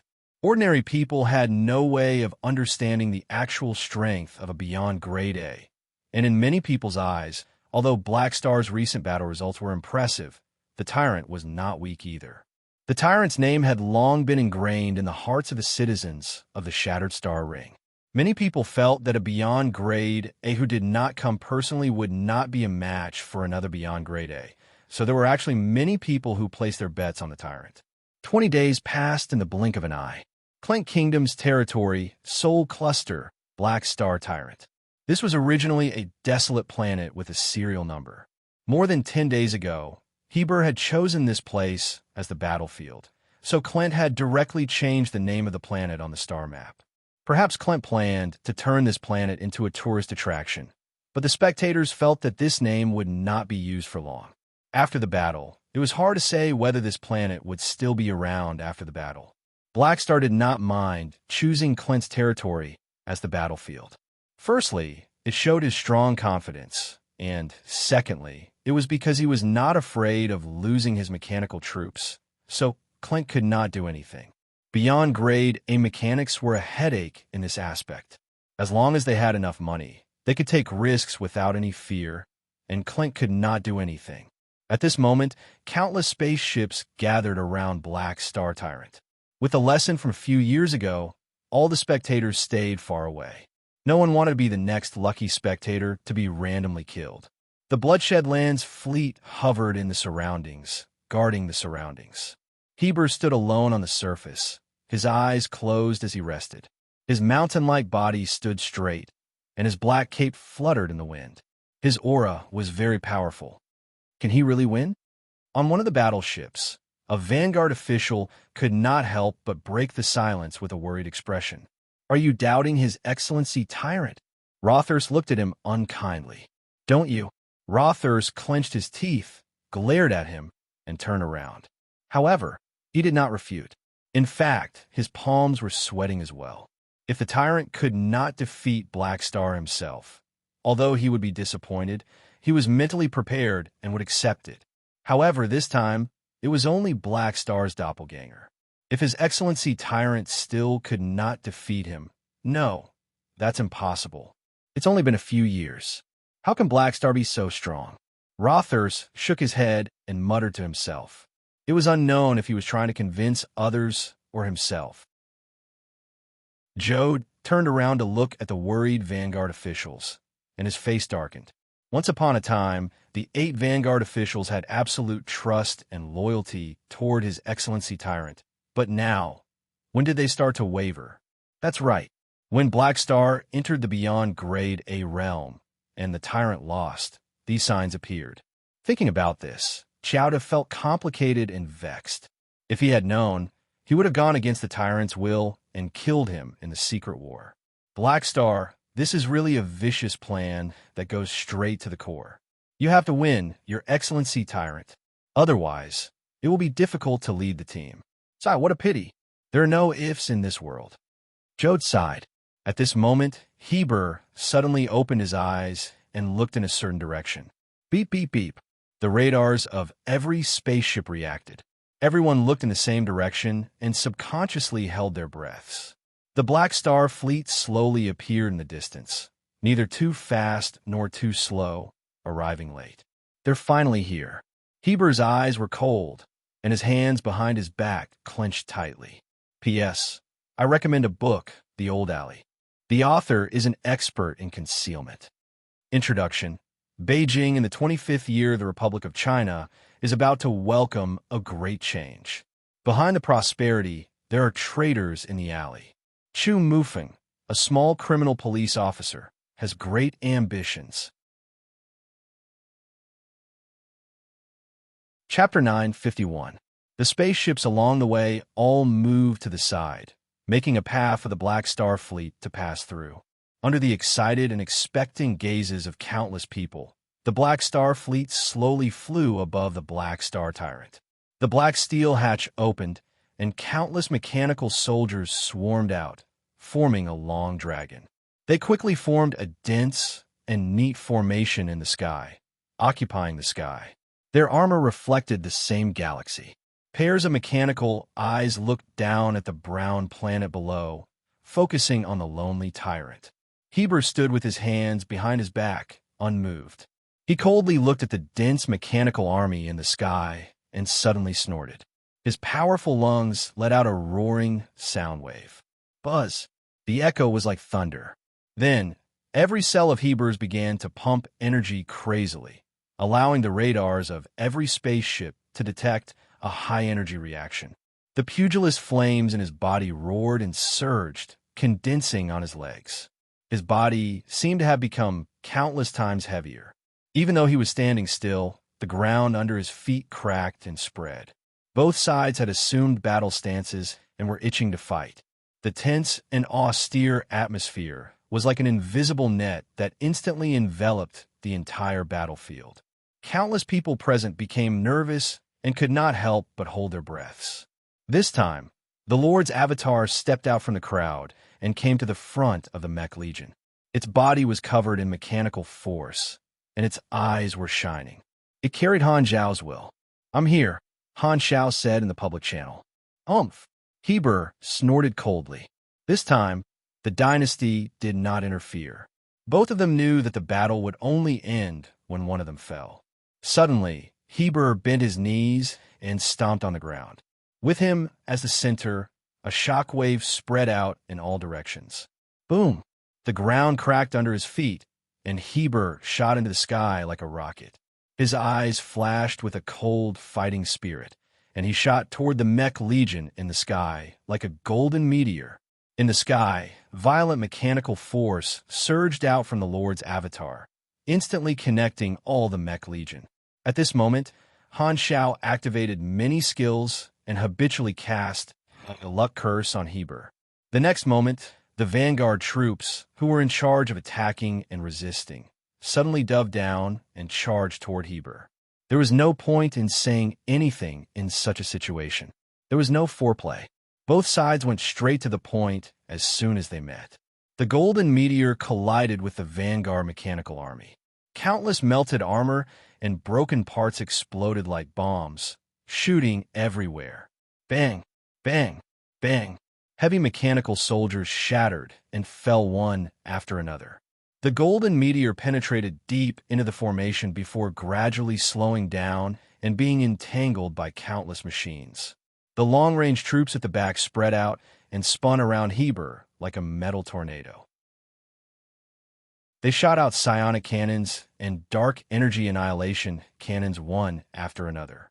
Countless beams of light shot toward Heber from all directions without any blind spots. The black mechanical army surrounded Heber, and this scene was like a flock of crows dancing around the sun. From time to time, reddish-gold martial arts waves would shoot out from the center, piercing through the flock of crows' formation like shooting out sun flames. A dazzling reddish-gold beam of light shot out, and the dozens of mechanical soldiers jointly activated their psionic shields. The beam of light exploded on the blue shields, creating an expanding energy shockwave. The huge explosion blasted these mechanical soldiers away, but they were not destroyed in one hit. After flying for a distance, they regained control of their bodies and turned around to continue the battle. Han Zhao's Mech Legion had been strengthened many times. Even when facing a beyond Grade A, they would not be so weak. Although this batch of old machines had not been upgraded into the products of a divine throne mechanic, under the enhancement of his mechanical force, they were no longer mechanical soldiers that Heber could casually destroy. In this battle, the situation Heber faced was different from before. In the previous battle, Heber's goal was to establish his dominance and eliminate Han Zhao's main body as quickly as possible. However, now that Black Star had risen to fame, Heber did not need to end the battle as quickly as possible. He was very clear that since Han Zhao's main body was not here, the only way to win this battle was to eliminate all the Mech Legion present. Once he destroyed all the troops brought by Black Star's doppelganger, he would win. Therefore, Heber's mentality became stable and was not anxious at all. He had long been prepared for a protracted battle. He focused on killing the mechanical soldiers and charged brazenly between the formations. He did not have any intention of charging head-on at all. The protective aura around his body turned into a golden ball of light, enveloping Heber within. From time to time, psionic cannons would hit Heber's body, but most of the damage was reduced by his protective aura and various resistance talents. However, The remaining damage still made Heber feel even more pressure than before. When the psionic cannon hit his body, every attack that passed through his protective energy and hit his body caused him to feel pain. Heber was secretly shocked by Han Zhao's growth speed. He clenched his teeth and thought to himself, although I can only fight a protracted battle, the longer it drags on, the more disadvantageous it will be for me. I have to increase my killing efficiency. With this thought, he could not help but increase the frequency and strength of his attacks. On the other side, Han Zhao controlled the Lord's avatar to observe the battle and frowned as he looked at the combat information on the interface. What a tough and thick super HP bull. During the previous battle, there were still many question marks on Heber's combat information interface. Now that his level was higher than Heber's, the information he received was complete. Heber's level was 296, and some of it was the level of his subclass. Han Zhao was an anomaly. Compared to him, the level difference did not have much reference value. Although his overall level was not much different from Han Zhao's, Heber's grade was still S and did not have a plus. This was the difference brought about by various bonuses. Heber's HP was around 8 million, and his endurance was over 12,000. He also had a bunch of explosive skills that increased his strength, agility, and endurance. Needless to say, he also had all sorts of pugilist skills. He had a lot of resistance talents, such as true damage immunity, low damage immunity, fixed damage reduction, super toughness, and so on. These were all talents that Han Zhao had seen in the previous battle, and their defense was terrifyingly high. Due to the interference of the dynasty, the previous battle ended with the tyrant retreating, and there was no clear victor between the two of them. Han Zhao obtained a tie, but in reality, he did not deal much damage to Heber back then. Against Heber, he could only slowly grind away at his HP. Luckily, his mechanical force bonuses and the Mech Legion had been strengthened many times, so his damage was significantly higher. Therefore, Han Zhao did not use the perfect mechanical sense character summon card this time, nor did he need to. Under normal circumstances, the tyrant was no longer his opponent. After the battle began, a Grade S mission popped up on his interface, named Tyrant Heber. It was exactly the same as the mission triggered in the previous battle. According to the different circumstances of challenging a beyond Grade A super, such a mission would be randomly generated, and it was triggered this time as well. This avatar of mine only carries a portion of my attributes and abilities, but it's enough to fight Heber head-on and reduce the speed at which he kills the Mech Legion. With a thought, Han Xiaoxin's Lord's avatar suddenly attacked, passing through the many layers of defense and heading straight for Heber, who was in the center. A metal fist covered in mechanical force and psionic energy punched out. With a cold snort, Heber's muscles bulged, and it was as if there were many entangled pythons hidden under his skin. His tendons stretched, and his fresh muscle fibers twisted into a bundle, twisting out a powerful elastic force. A terrifying force gathered from his entire body to his arm, and he turned around to punch the Lord's avatar. The crimson gold fist collided with the blue metallic fist, and an intense energy shock wave burst forth, quickly spreading in all directions. Donk! The intense shock wave pushed the surrounding mechanical soldiers a long distance away, and an empty space was created in the atmosphere above Black Star. With the bonuses of Heroic Wrists, Divine Void Force, and other growth talents, Han Zhao's current strength had reached more than 6,000 points, and his melee attack was also very impressive. The battle between the two moved around Black Star, and the galactic residents watching from afar closely followed the battle. On one of the spaceships, the Radiant Federation scouts were recording the battle. Radiance and Ethereal placed great importance on this battle, and they had both sent out scouts to collect information. Black Star's current strength would affect their plans for the Evolution Cube, so they had no choice but to pay attention to it. At this moment, Manison's remote projection was standing in a corner of the cabin, watching the battle through the window. The tyrant's chances of winning are very slim. Is that so? I feel that although the tyrant is surrounded, his body is very tough. He should be able to last until the Mech Legion is completely wiped out. The captain carefully expressed his opinion. Madison shook his head. I can feel that Black Star is stronger than before, and Heber won't be able to last that long. His condition will only get worse. Furthermore, Black Star still has many trump cards that he hasn't used yet, such as the Void ability on Planet Lighthouse. Hearing this, the captain nodded in agreement. I just don't know. After a pause, Madison pondered. How much has Black Star grown? Could it be that he's already at my level? It can't be that fast, right? At this moment, the space in the distance suddenly fluctuated, and the magnificent palace of hidden spells jumped over. Oh, they've already started fighting. Looks like I'm late. At the top of the palace of hidden spells, Austin sat cross-legged in midair, watching the battle between the two with an interested expression on his small face. At this moment, most people's attention was on the battle between Han Xiao and the Tyrant. Although they noticed Austin's arrival, they only glanced at him briefly before eagerly turning their gazes back to the battle. Han Xiao also noticed Austin and could not help but twitch his mouth. Why are you always the referee when we fight? You're Captain Dragonfly? However, he did not have the time to care about the old man. Han Xiao retracted his attention and continued to control the Lord's avatar to fight Heber head-on. Boom, boom, boom. Black Star's surface rapidly became riddled with holes. The aftershocks of the battle and the missed psionic cannons would occasionally land on the ground, creating countless craters. As the battle progressed, Black Star's surface shattered and became filled with craters, as if it had turned into an onion. The crust of the planet was shaved off layer by layer, and the shape of the entire planet changed. The battle between Han Xiao and the Tyrant was like a carving knife, carving this planet with broad strokes. Facing the human wave tactic alone, and the damage of the Mech Legion was beyond imagination, Heber quickly fell into a disadvantage and became very passive. Everyone in Bloodshed Land felt their hearts clench. Facing a team, His Excellency Tyrant is already so passive. Furthermore, he fell into a disadvantage not long after the battle began. Could it be that the difference between the two of them is even greater than we thought? In the previous battle, His Excellency Tyrant was clearly suppressing Black Star. In just a few years, the positions had swapped.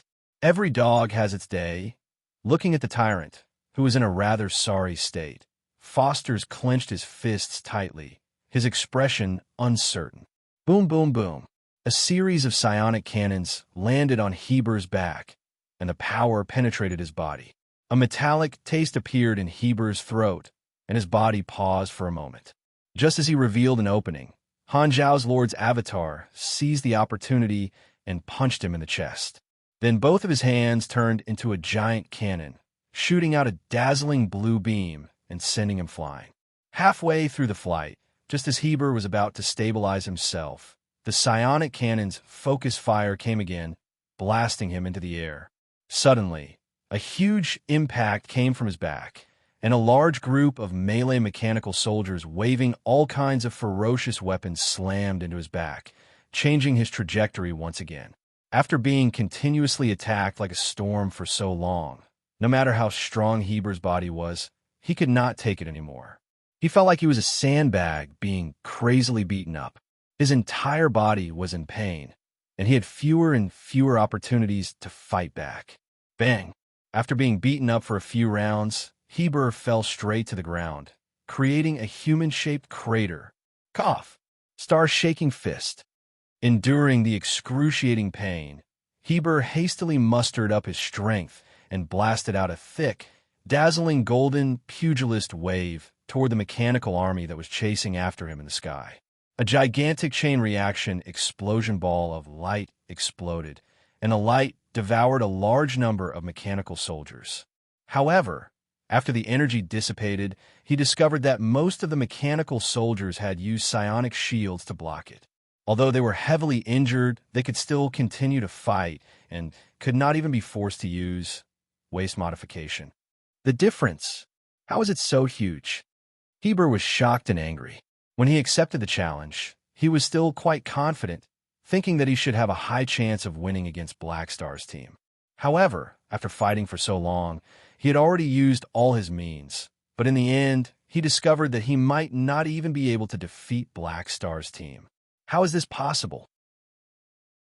In the beginning, Heber could still resist the encirclement of the Mech Legion when he was at his peak state. However, as his injuries worsened and his energy consumption increased, his condition inevitably deteriorated. Han Xiao was different. He was the type of person who fought more and more bravely. Just the circulation of his HP and MP alone ensured that his energy would remain high.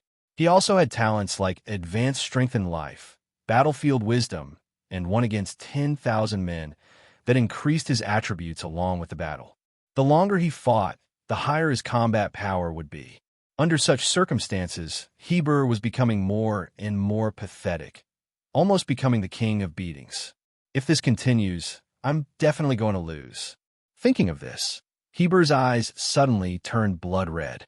He did not like any form of failure, especially losing to Black Star in such a pathetic manner. This was the most unacceptable to him. Boom! The next moment, Heber's entire body blazed, and the high-energy reaction he emitted continued to soar in an abnormal manner. The pugilist wave that gushed out tore all the mechanical soldiers nearby into pieces of metal. Oh, what skill did he use? Han Xiaoxin looked at the interface and realized that a new status had appeared on Heber's status bar. Polar Channel Flow, Cellular Overdrive. He was not unfamiliar with this move. This was a pugilist skill that players had learned in his previous life. Its effect was to forcefully activate the potential of the cells, overclocking the body, energy, and other attributes to the greatest extent, temporarily obtaining the combat power for the next promotion within a few hours to a few days. However, the repercussions were very serious. Once this skill was used, the cost of leveling up one's character and skill would permanently increase by 7%. Every time it was used, it would stack once. There was no upper limit. It was equivalent to squeezing out one's future potential in exchange for temporary explosive power. Normally, no one would use this move unless they had no other choice. Han Xiao was a little stunned. Is it really that hard to accept losing to me? You even resorted to such a self-destructive move. However, the next moment, when he saw Heber's eyes, Han Xiao understood. That pair of bloodshot eyes were filled with the stubbornness and pride of an expert. Although the tyrant's usual style was very pretentious, at this moment, Han Xiao had to admit that this was a qualified warrior. Indeed, those who can become beyond grade, as are a bunch of people who don't easily admit defeat.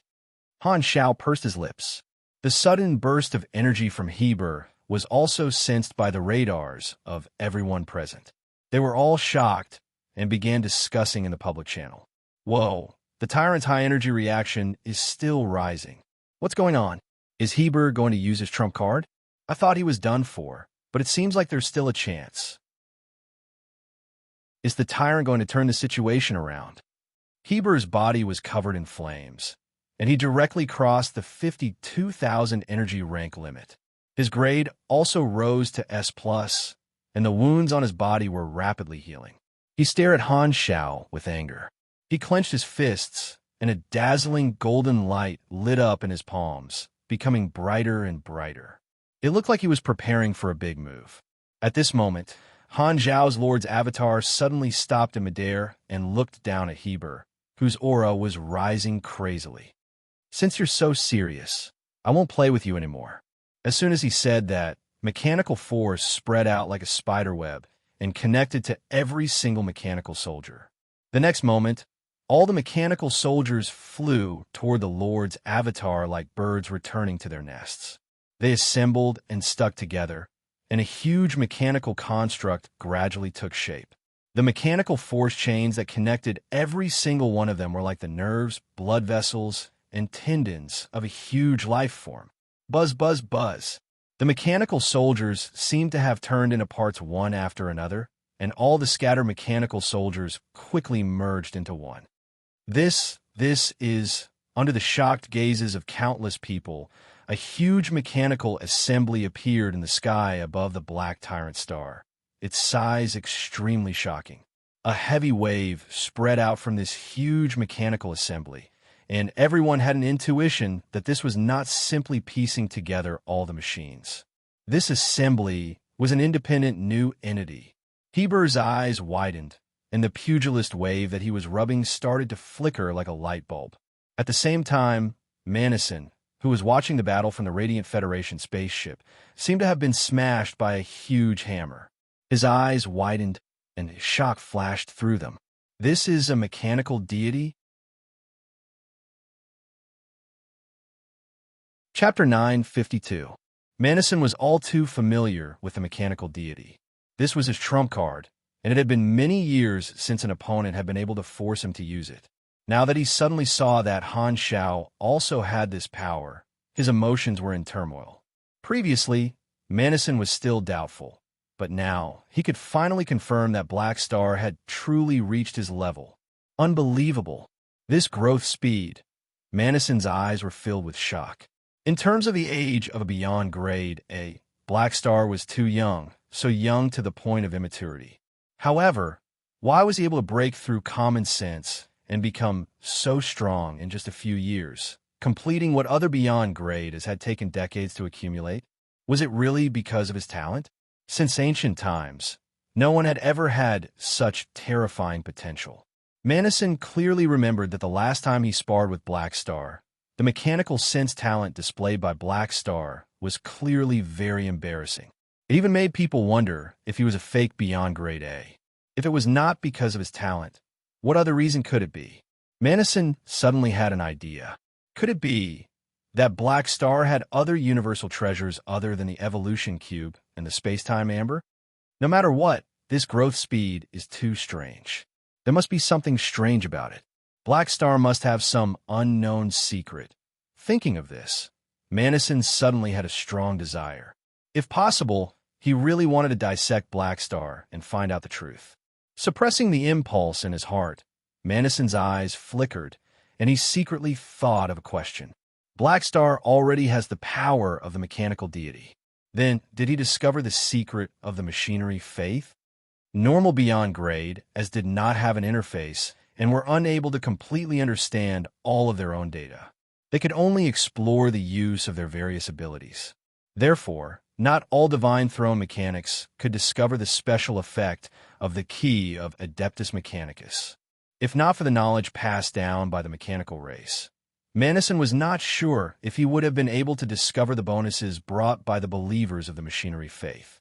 The question now was, did Black Star discover this ability? All along, Madison had been spreading the name Mecha Empire, occupying almost all the believers of the machinery faith and obtaining huge bonuses from it.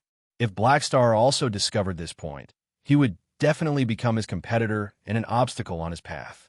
At this moment, the importance of Black Star in his heart had risen to the highest level. I need to pay more attention to him. Madison narrowed his eyes, his face expressionless. Oh my God, it's so huge. I actually want to worship it. Is this normal? The Mecca of Mech Legion's appearance and the countless galactic residents present had a look of shock on their faces.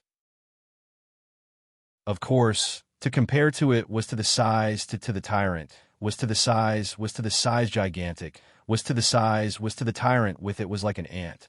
Not only was it huge, but the mechanical deity also exuded a powerful aura, making everyone who saw it have the urge to kneel down and worship it. Its appearance could be constantly changed, and the specifics were controlled by Han Zhao's consciousness. The mechanical deity was a huge silver-black mechanical sphere, like an egg. Countless nanoparticles and mechanical structures flowed on its surface, filled with the beauty and weight of machinery. Under Han Zhao's control, the head, arms, and legs extended out from the egg, and the mechanical deity turned into a humanoid structure. The nanoparticles on its face turned into facial features, looking like Han Shao himself. It looked like a giant version of Black Star that had been enlarged countless times. Inside the body, all the independent mechanical soldiers were turned into parts of the mechanical deity.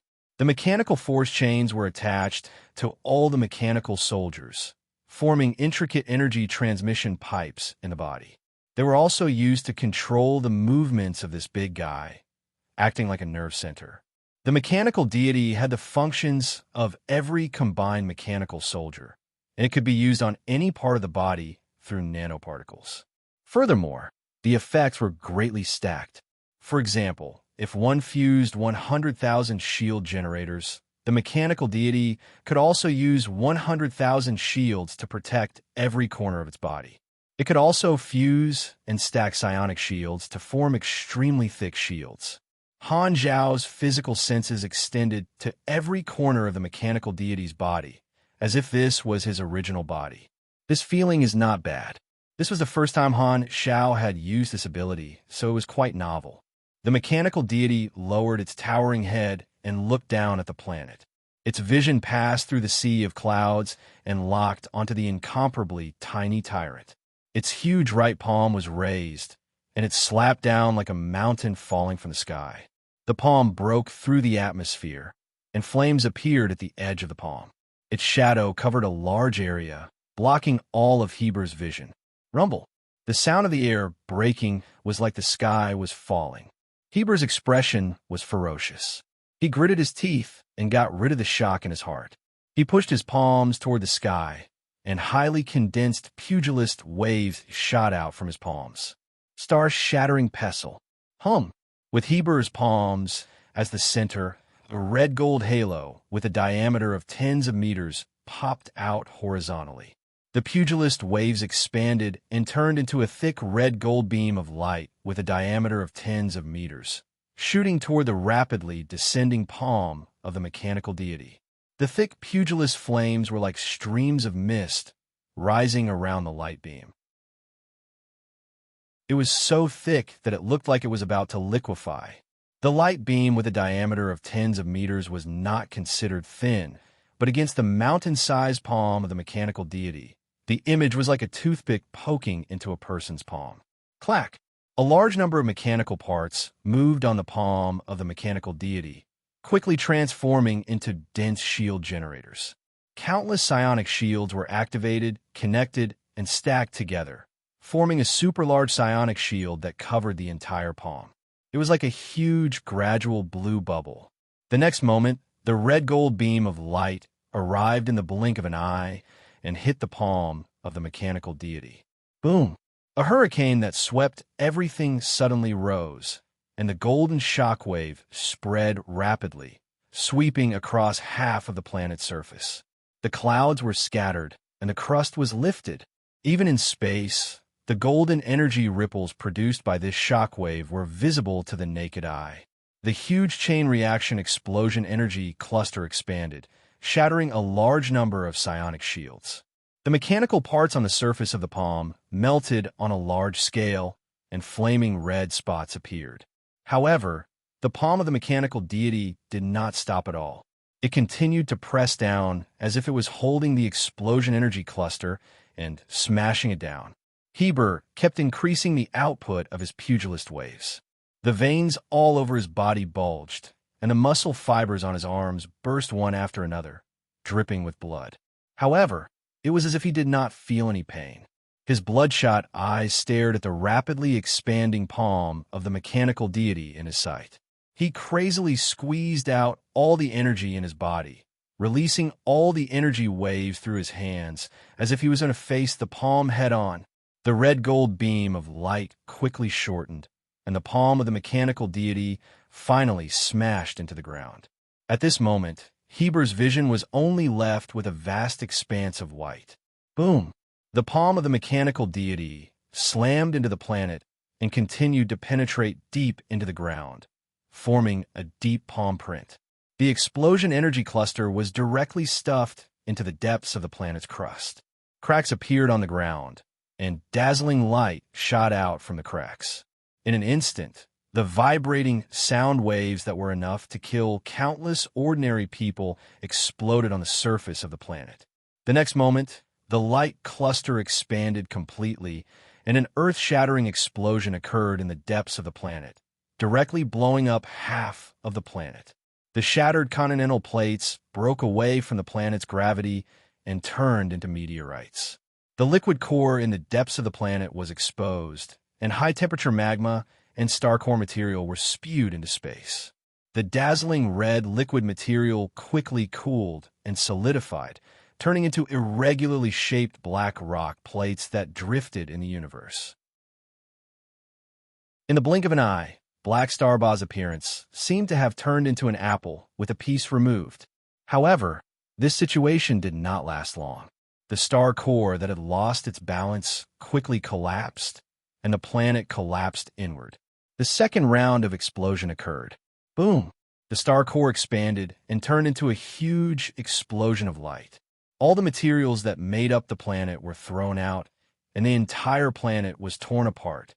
With one slap, Black Star was directly crushed. The energy shockwave of the planet's explosion swept out and affected the crowd watching the battle from afar. The shockwave swept through the formation of the audience, and the spaceships shook one after another. All of them popped up their stress shields. Black Star exploded. Although the galactic residents watching the battle in space could not hear anything, it did not stop them from imagining this earth-shattering scene. Countless people instinctively trembled in front of this terrifying scene, and some even almost lost control of their bowels on the spot. This explosion also affected the mechanical deity. The psionic shield array that covered the mechanical deity was like a dense shield wall, but at this time, a large area was shattered, and large areas of melting appeared on the surface of the mechanical deity. However, the next moment, nanoparticles flowed on the surface of the mechanical deity, repairing the damage. Because of the loss of a lot of materials, the mechanical deity shrunk slightly, but its size was still huge. The many galactic residents present could not help but gulp and stretch their necks to look for traces of Heber. Where's the tyrant? Could he have been killed by the explosion? It can't be, right? He can use his body to smash through a planet. The explosion of a planet can't kill him, right? At this time, the battlefield became a large, newly formed asteroid belt. Han Xiao glanced around and did not find any traces of Heber, so he simply looked at the interface. In the combat information, Heber's health had decreased by a large amount. If not for his true damage immunity and fixed damage reduction, this would have taken away half of his life. Now, his injuries were also very serious, but he still had the ability to fight. It looked like a slap, but in fact, this attack contained a lot of mixed damage. It contained a large amount of psionic impact damage, the explosion damage from Heber's own trump card, and a large amount of shockwave damage from the palm. Furthermore, the mechanical deity had countless power output devices, and the mechanical force bonus was even more shocking, comparable to the legendary Galactic Titans. Therefore, the power of this attack was extremely terrifying, causing a chain reaction on the planet. Of course, this powerful attack was accompanied by a large amount of energy consumption. If not for Han Zhao's energy regeneration talent, the mechanical deity would have become Ultraman and could only fight for 3 minutes. Han Xiao was looking for traces of the tyrant when suddenly he felt a pain in the right arm of the mechanical deity. A series of explosions occurred from the inside out, and the initiator was none other than Heber. So he took advantage of my slap to send himself into the right arm of the mechanical deity, wanting to destroy this huge body from the inside. Han Xiao shook his head slightly. The tyrant's choice did indeed seem to be the most correct strategy. Most people thought that the huge mechanical structure was very cumbersome, and its weakness was the inside. However, for a mechanical deity that could transform any part of its body, this rule did not apply. There were mechanical parts all around, and the heavily injured Heber was wantonly destroying the inside of the right arm of the mechanical deity, smashing through all the structures along the way and charging straight into the depths of the mechanical deity. However, at this time, the internal structure of the arm deformed, and mechanical soldiers quickly assembled, using the inside of the arm as a battlefield. They rushed up and fought with Heber, hanging on to Heber's huge body one after another. Scram! Heber was enraged, and his protective energy exploded, sending all the mechanical soldiers clinging onto him flying. Just as he was about to continue charging forward, his feet suddenly sank, and the mechanical structure below him suddenly turned into a trap. biting onto half of Heber's body and locking him in place. Countless mechanical tentacles shot out from all directions, wrapping around Heber in circles. These tentacles were made of nanomaterials, using a self-created synthetic material. They had no other advantage other than being very strong, and they were specifically used as ropes. Immediately after, the structure around him changed again, turning into different mechanical devices. Electromagnetic chains, molecular oscillation, gravity multiplication, space distortion, and many other control abilities were released at the same time, all acting on Heber. Heber instantly felt like he had fallen into a swamp. Not only did he feel dizzy, but his movements also became extremely difficult. At the same time, psionic cannon nozzles appeared in all directions, all aimed at Heber, and without a word, all of them landed on Heber's mountain-like body. It was a good idea to attack the mechanical deity from the inside, but entering the body of the mechanical deity was equivalent to stepping into the home field of the mechanics, walking right into the trap.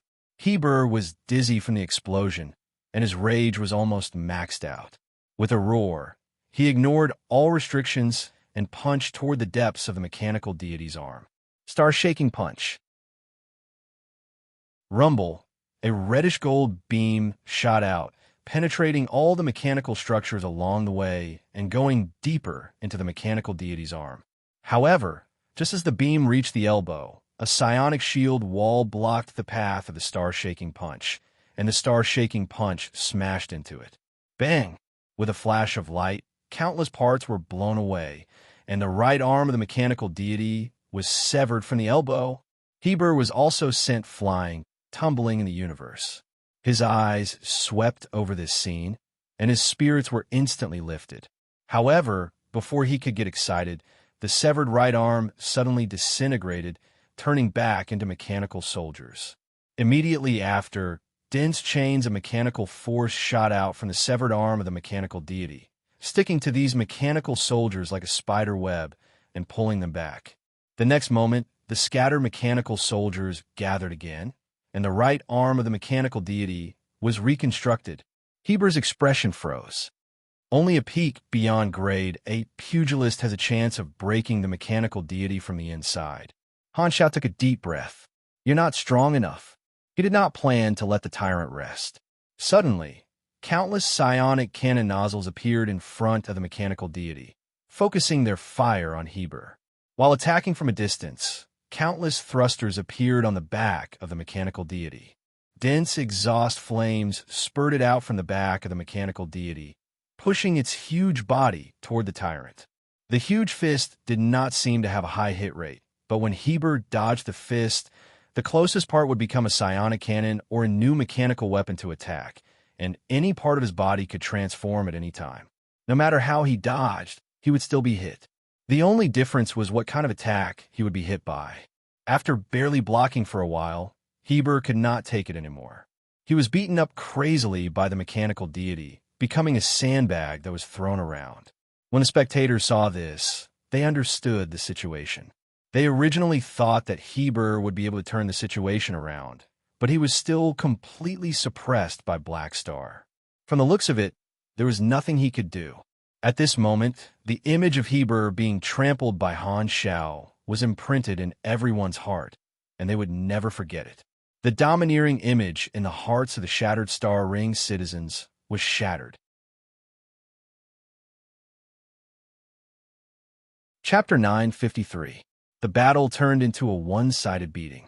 The miserable state of Heber being beaten up by the mechanical deity appeared in every pair of eyes.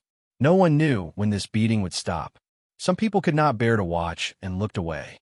However, they could not help but look back. It was rare to see a beyond grade A in such a sorry state. This was very precious video footage, and not many people were willing to waste the opportunity to watch it live. It would be something they could brag about in the future. The people of the Bloodshed Land watched as their respected tyrant was beaten up by Black Star. Their eyes were about to pop out of their sockets, and a sense of humiliation and anger rose in their hearts. They almost could not help but want to help. However, They knew very well that even Heber was not Black Star's match. If they went up, they would only be sending themselves to their deaths. Not only would they not be of any use, but they would also ruin the fairness of this battle and make others look down on the bloodshed land. Furthermore, the tyrant himself would not forgive others for interfering in his battle. Therefore, even though they were trembling in anger, they could only watch as their boss was beaten up by Black Star. Bang! Rother's facial muscles twitched, and he smashed the metal cabin wall with a slap. His entire body was trembling, and he suppressed his urge to attack. Tyrant! Jode clenched his teeth and felt humiliated. Their boss was beaten up by someone else, and they also felt ashamed. On the other side, the many beyond grade, as of the 3 universal civilizations, were also watching the battle through the live broadcast. After the Battle of Planet Lighthouse, the beyond grade A Circle had already acknowledged Black Star's strength. Most of the beyond grade as thought that Black Star would win, but they could guess the result but not the process. In their minds, Heber would at least be able to cause some trouble for Black Star and get rid of more than half of his mechanical army. However, they did not expect that in reality, Heber would not even have the slightest chance of winning. Black Star completely controlled the battle.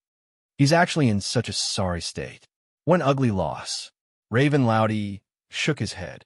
Black Star is really a scary guy.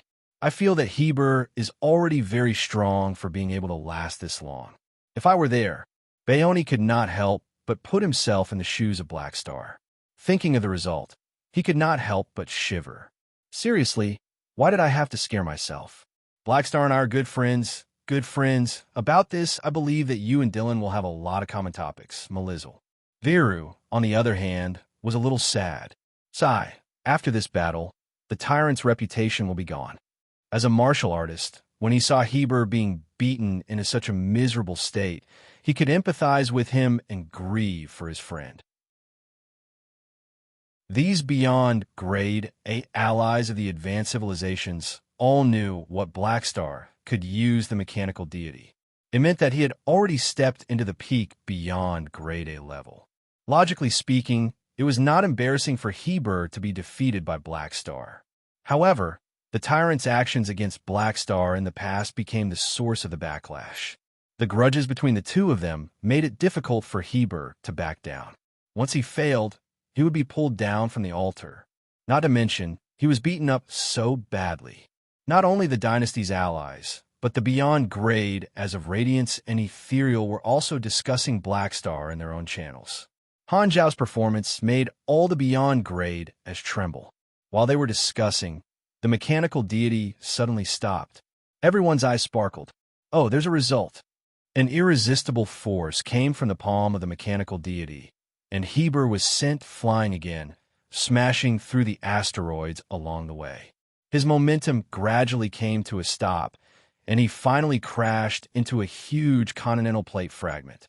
His entire body was imprinted on it, leaving a human-shaped crater. Blood blurred his vision. Heber's trembling hands grabbed the edge of the crater and pulled himself out. There was not a single part of his body that did not hurt, and he was covered in blood. He did not know how many bones and tendons were shattered. He could feel the terrible state of his body.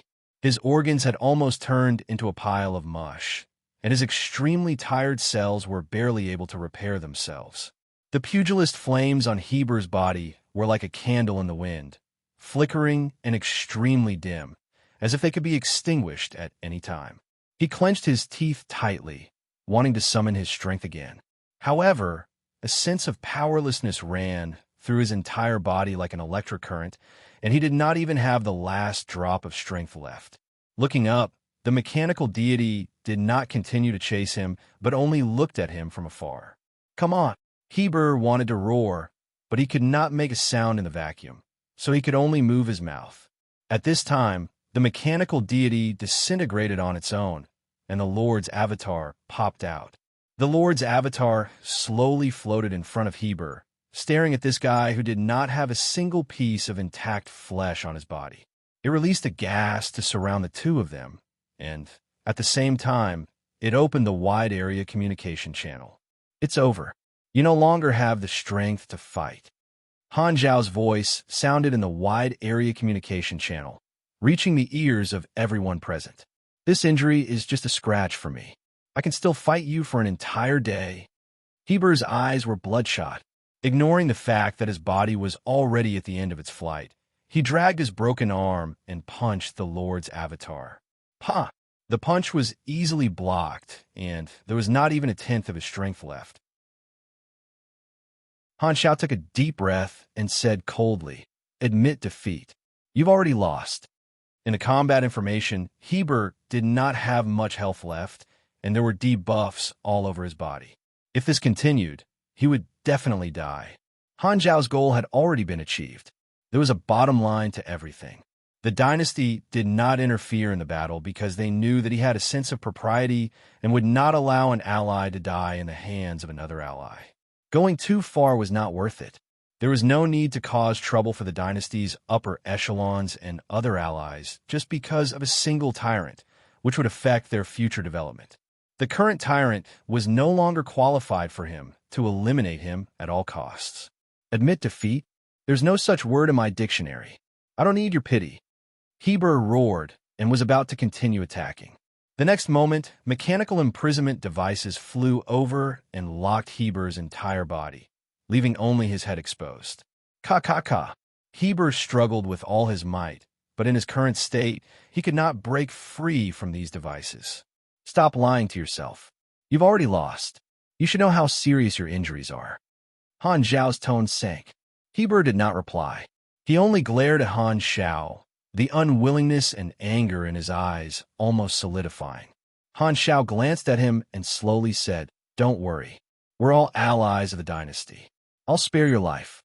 Hearing this, Heber's mind buzzed, and he felt an unprecedented sense of humiliation.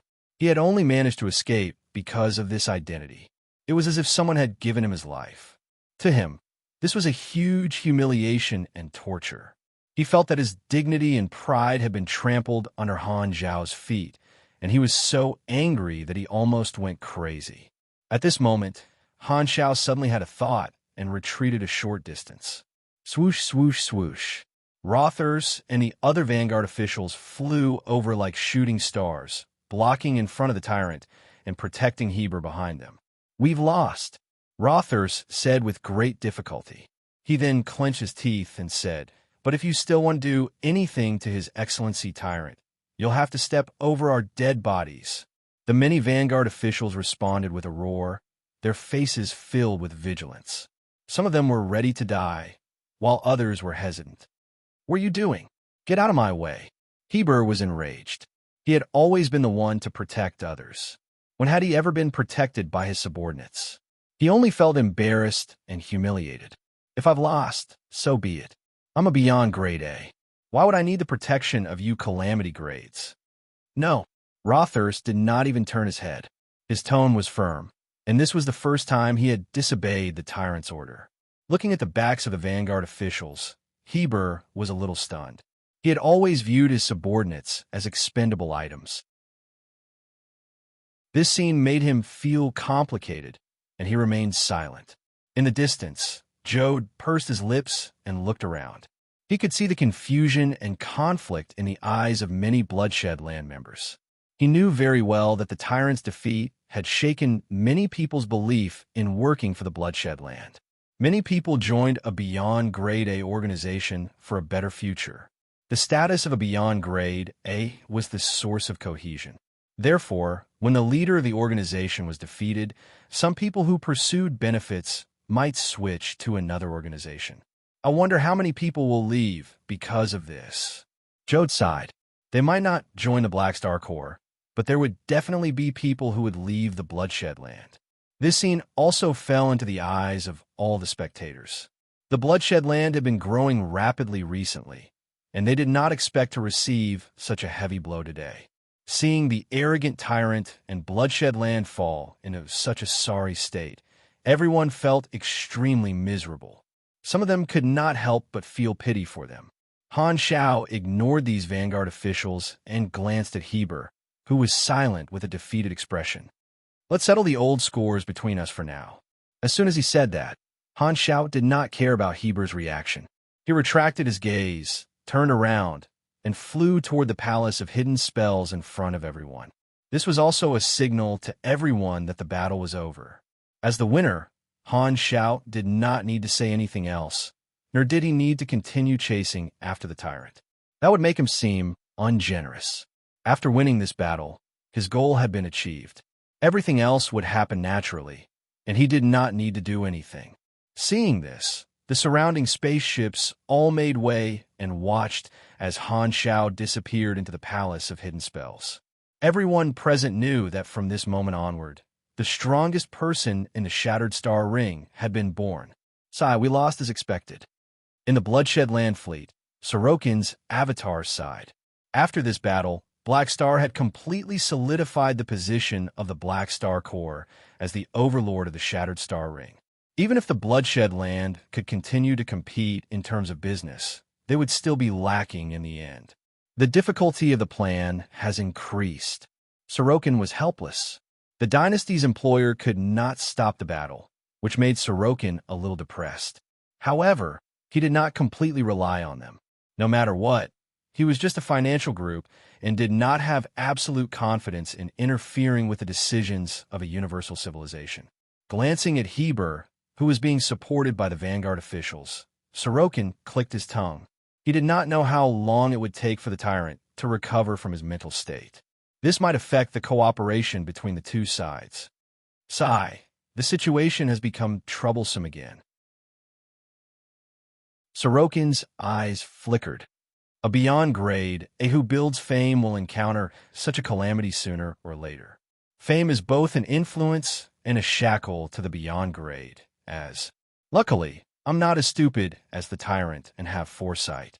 Only by abandoning the shackles of the beyond grade A identity, not relying on any fame or battle records, and abandoning all of the past can one truly live like a fish in water, free and unrestrained. If he had the choice, he would not accept the battle at all. Unfortunately, the tyrant was dragged down by his reputation and made a foolish choice. He did not even realize that he was shackled.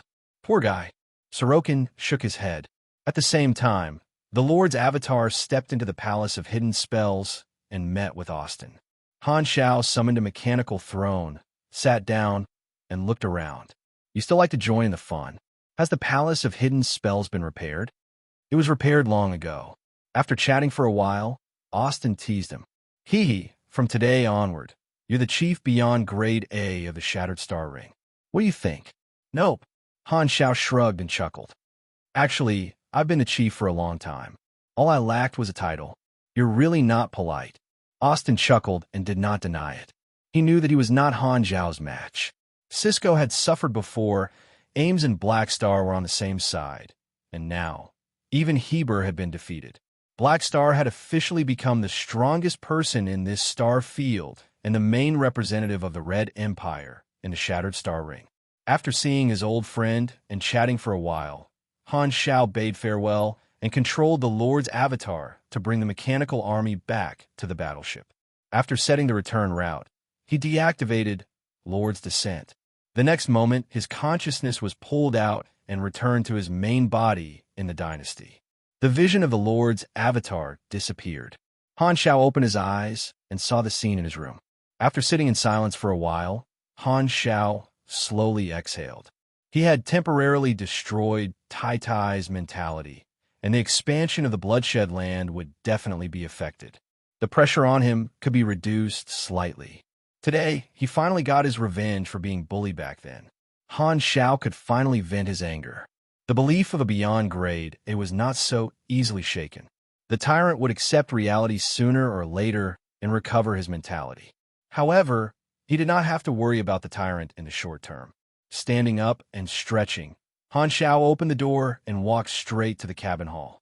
All the officers on the ship were watching the live broadcast of the battle.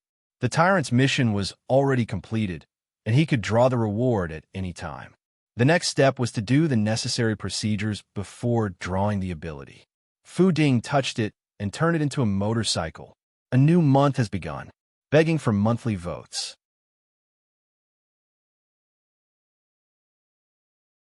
Chapter 954. In the cabin hall, The many Black Star guards were either standing or sitting. Their eyes were all focused on the virtual screen in the middle. On the screen, Heber was slapped into the depths of the planet by the mechanical deity. The next moment, the planet exploded. This was the super high-definition battle video recorded by the galactic media. It was currently being replayed with sound effects. Although this was the second time he had seen this scene, Hardaway could not help but be shocked. When will I be able to reach such a level? Maybe in your next life? A Black Star guard beside him smirked. This person was also a Calamity grade who had joined very early on and was friends with Hardaway. With your Esper ability, even if you reach the Beyond Grade A level, you probably won't have such destructive power. Aurora shook her head. His Esper ability can only take a beating. Maybe when he reaches the Beyond Grade A level, he'll become the favorite punching bag of all Beyond Grade As. Humph, you're just jealous. Hearing this, Hardaway snorted unhappily. To be honest, even if you break through the limits of your Esper ability and reach the Beyond Grade A level, you might not be able to take a beating as well as His Excellency Black Star. Plus, you don't have as many attacking methods as His Excellency Black Star. I think you'll be the weakest Beyond Grade A in history. Thinking about it, Hadavi felt that his future was bleak and he couldn't lift his spirits. Lying on the sofa, Gayu turned into a salted fish. Don't worry about that. Fu Ding smiled gently and squeezed Hardaway's shoulder. Maybe you won't even reach the Beyond Grade A level. Hardaway rolled his eyes and said with annoyance, "It's you. Chenxing, don't imitate the Vice Army Commander." While they were chatting, the cabin door slid open. Everyone turned around and saw Han Xiao striding in. "Greetings, Army Commander." Many people hurriedly stood up and bowed. Pairs of burning eyes stared at Han Xiao. After watching the entire battle live, the Black Star in their hearts became even more powerful and mysterious. As his strength increased, their respect for Han Xiao also deepened. "They're all here." Han Xiao nodded and glanced at the video on the virtual screen. He couldn't help but laugh. "Haven't you seen it? Why are you still replaying it? This is all for the sake of admiring your heroic bearing." Hardaway approached with a fervent look on his face. He had once joined the Black Star Corps for a trade, but after witnessing the Black Star's potential so many times, he was now wholeheartedly working for Han Xiao. After this battle, everyone knew that Black Star had officially become the strongest person in the Shattered Star Ring. The title of strongest in the star field was not just an empty title. The fame, influence, and halo it brought were immeasurable. Only a Beyond Grade A super could obtain this title by defeating all the experts in the same star field. In the Shattered Star Ring, although Black Star was very strong in the past, to the public he was not famous. There would always be people comparing him to the Tyrant. Now that he was famous, most of the ordinary galactic residents recognized him as the strongest in the star field. Seeing a bright future, Hardaway could not wait to hug Black Star's thigh and accept Han Xiao's beatings every day. Seeing this, Han Xiao had a strange expression. He remembered that before Hardaway joined him, he was still quite cool. How did he become like this? Could it be that my charisma was that great? Shaking his head, Han Xiao came before Fu Ding. Just as he was about to touch Fu Ding jumped away like a panicked deer. Wait a minute. I'm now Morning Star." Han Xiao paused, put down his hand, and chuckled. "It's fine, no rush. I'll wait for you to change back." Morning Star hurriedly retracted into his mind, and Fu Ding's consciousness came online again. His temperament became like a spring breeze, and his face was filled with helplessness. In the past, when he was touched, Fu Ding was still a little resistant, but now he had accepted his fate. After so many things, even he himself doubted if he was really that lucky. Seeing this, Han Xiao happily went forward and touched him. Only then did he leave with his hands full of luck, feeling that he had been blessed. Returning to his room, Han Xiao opened the interface and chose to complete the mission. Any reward was a Heber character summon card. It was as if Fu Ding's luck had exploded. The ability of the character summon card was Polar Channel Flow, Cellular Overdrive. Although it could only be used once, there were no side effects due to the mechanism of the character summon card. The experience reward was the normal standard for a beyond grade A boss mission. 20 to 30 billion experience filled up his experience pool that was gradually drying up. As for the 2 legendary points from the previous mission, they did not appear this time, which meant that the legendary point reward was a one-time use. However, because of the influence of this matter, he still received an additional legendary point. Universe Legendary Point. The strongest person in the Shattered Star Ring. You're already standing at the peak of a star field. Your name will be spread throughout the entire universe. This legendary point is clearly something that players will not be able to obtain. Han Xiao complained in his mind. After completing these rewards, it was time for the final reward, the ability draw. You have received the reward. Draw one of Heber's abilities, ability/talent. Tip: Heber is a pugilist. Some of the abilities have been adjusted according to your class. Randomizing. Randomizing complete. Please select one from the following 5 options as your reward one. Berserk Energy Ability, plus 110% energy attack damage, plus 50% consumption. Duration, 10s. Cooldown, 75s. 2. Polar Channel Flow, Cellular Overdrive. Ability, release the limits of your cells and squeeze out your own potential. You will temporarily explode with a higher level of combat power, lasting from a few hours to a few days. After use, you will be in a weakened state for 1 month. Level and skill upgrade costs will be permanently increased by 7%. 3. Close Range Killer, Talent, plus 40% close range attack speed, plus 2, all close range skill levels. 4. Legendary Fixed Damage Reduction, Talent.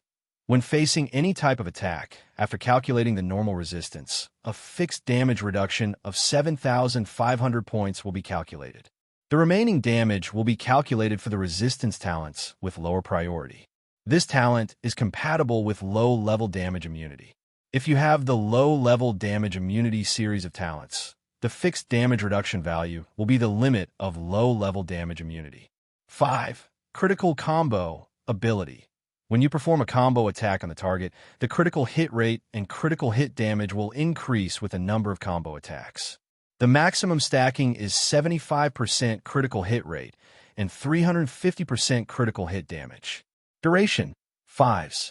Cooldown, 80s. Han Xiao was slightly overjoyed. Touching Fu Ding was indeed different. There were quite a few good items. However, the more good items there were, the easier it was to choose. Han Xiao thought about it and decided to remove Berserk Energy first. This skill increased pure energy damage. Although his mechanical force could also hurt others, the damage was too low, so he never used it. This skill was most suitable for pugilists to use Shockwave Blast, and it did not provide much bonus to himself. Polar Channel Flow, Cellular Overdrive, was a good skill for explosive power, but the side effects were quite daunting. This was not like the side effects of the Evolution Cube that had a time limit. The permanent increase in experience cost was a pain in the ass. Although it was only 7% per use, it could be stacked infinitely. As for the effect, just look at Heber. If he could not beat him, he would still not be able to beat him. He might even be beaten up for a longer time. Just thinking about it made his heart ache. This ability was not very useful for mechanics who did not rely on their own bodies. Compared to temporary explosive power, Han Xiao was more inclined to prepare more mech army before the battle. Furthermore, he had just obtained a character summon card without any side effects, so he could pass on this skill. Close Range Killer was most suitable for pugilists and mechanical pugilists. Although it was useful for him, it was not crucial. As for Legendary Fixed Damage Reduction, this was definitely a molding talent. Although 7,500 points of fixed damage reduction did not seem like much, this was because he was looking at it from the perspective of a beyond grade A. If a Calamity Grade Super had this talent, they would be reduced by 7,500 points every time, and their resistance would increase by at least 2 to 3 levels.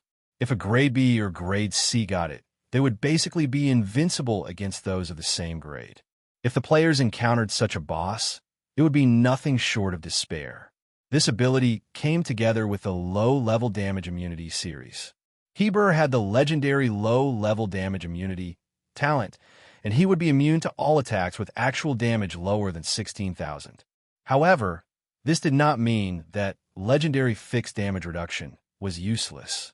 The normal rule of low-level damage immunity was that he would be immune to all damage lower than the limit, and attacks higher than 16,000 would not be affected.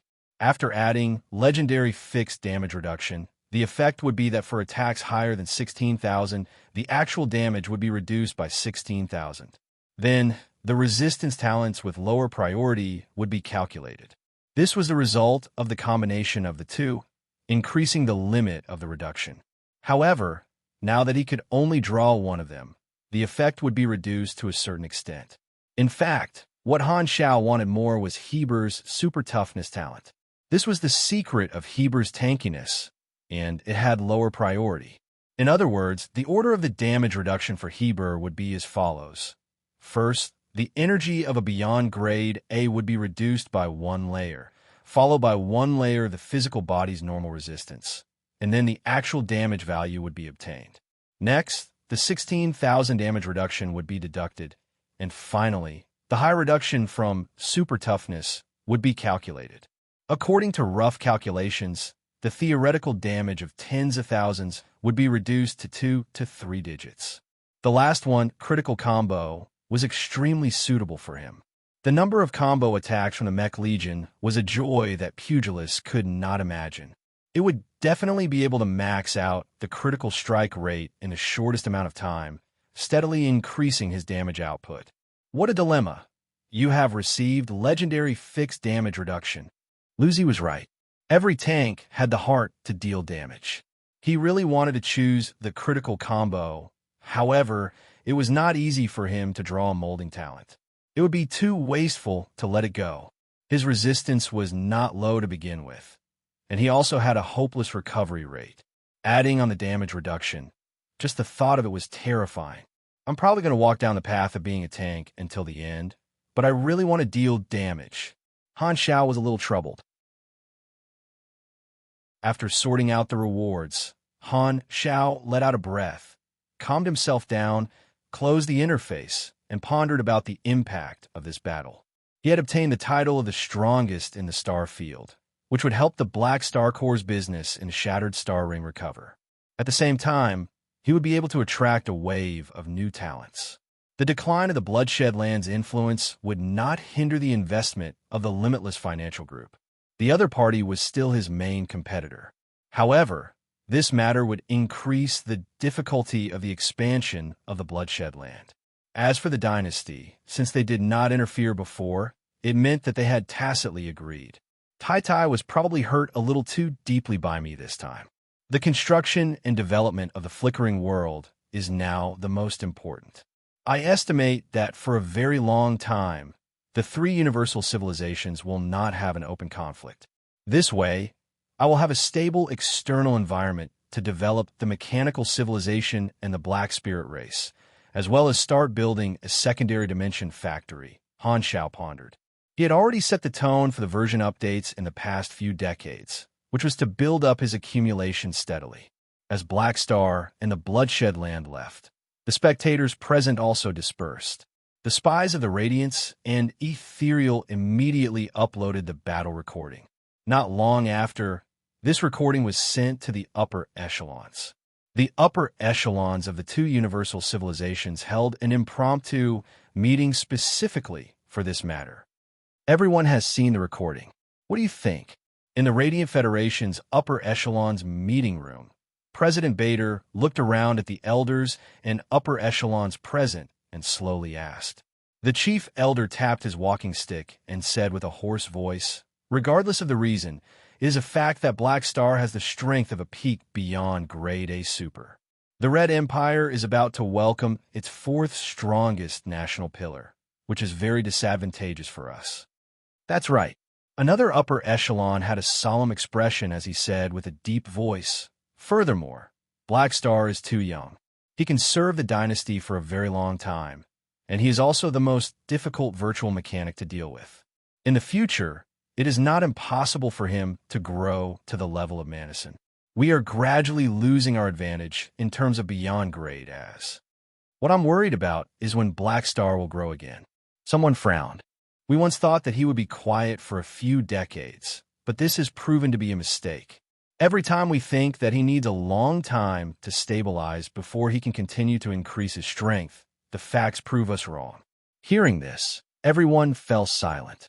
Facing an opponent like Han, Xiao, who broke the rules time and time again, everyone felt pressured. If that's the case, we will have to make some adjustments to our strategy regarding the evolutionary totem, the chief elder said slowly. That's right. Bader pondered. I'll have to discuss this with the Arcane Church. This battle that had attracted a lot of attention ended. However, in the next half a month, not only did the news not die down, it even continued to rise. Countless galactic media outlets played the recording of the battle on the various channels of the various star systems, and the process of the tyrant being beaten up was especially emphasized. With the media's dissemination, even the galactic residents who were not interested in the battle were able to appreciate the heroism of the tyrant. Now, those who did not know that the tyrant had been defeated all knew about it.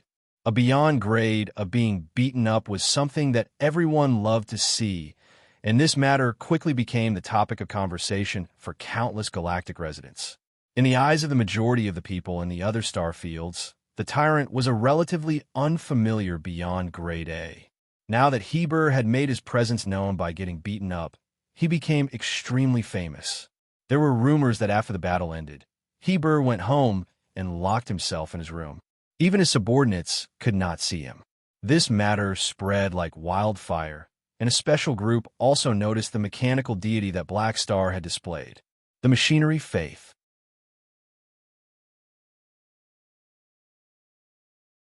Chapter 955. A huge black palace made of metal and mechanical materials sat on top of a lone peak. Two mechanical islands that looked like star globes slowly rotated above the palace. A bright red, artificial sun hung in the sky like a bloodshot eye, illuminating this barren land. On the ground around the lone peak, there were countless large mechanical mine platforms. With the Black Palace as the center, a circular mechanical city with heavy industrial style was built. Small black dots that looked like ants moved around in the city. They were countless believers of the machinery faith in power armor. Floating heat waves passed through the city. Armored transport vehicles whizzed through the wide roads. Their armor plates collided with each other in the bumpy road, making clanging sounds along the way. The sound went away with the exhaust. The air was filled with the smell of metal, engine oil, and industrial exhaust, adding a heavy industrial feel to this city. This was a branch of the machinery faith located on a famous ancient battlefield planet in the ancient star desert. These mines excavated the mechanical wreckage underground day and night and sent it to the priests of the machinery faith for reverse research to read the lost technology. The Black Palace in the center of the city was the temple of the machinery faith. Every mountain that carried the machinery faith was called the Holy Mountain. 8 obsidian-like floating stairs extended all the way up from the foot of the Holy Mountain in 8 directions, connecting to the gate of the machinery faith. According to the teachings, unless it was an emergency, if ordinary believers wanted to visit the temple, they had to climb a pilgrimage path with their own feet. They were not allowed to take flying vehicles. On both sides of these 8 pilgrimage paths, there were mechanical statues or metal tablets. The statues were of different models of abandoned ancient machines that slowly became more advanced. The metal tablets were engraved with the teachings of the faith. The combination of machinery and theology had a unique flavor. The machinery faith was a loose religion, not a unified religious organization. What they had in common was that they worshipped mechanical technology and powerful mechanics. However, according to different philosophies, the machinery faith was divided into many factions specializing in different fields. For example, the machinery biochemical faction focused on biomass gear, the war and destruction faction that was crazy about super destructive weapons, the firepower advantage faction that believed that big is beautiful, and more is better, the virtual faction that liked to research cognitive technology and mind modification, the nature modification faction that liked to mold planets, and so on. This branch belonged to the believers of the Lost Sect.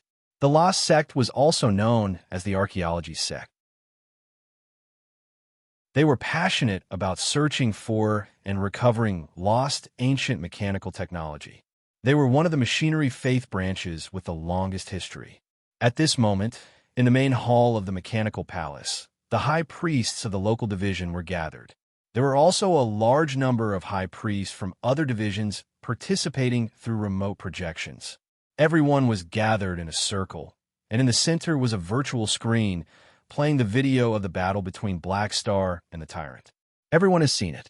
A new mechanical deity has descended into the world, spreading gospel to the entire universe. The great divine priest of the Lost Sect, who was dressed in luxurious heavy power armor with only his head exposed, raised his arms high. His tone was like that of a pilgrimage. Too spectacular, too beautiful. What a great creation.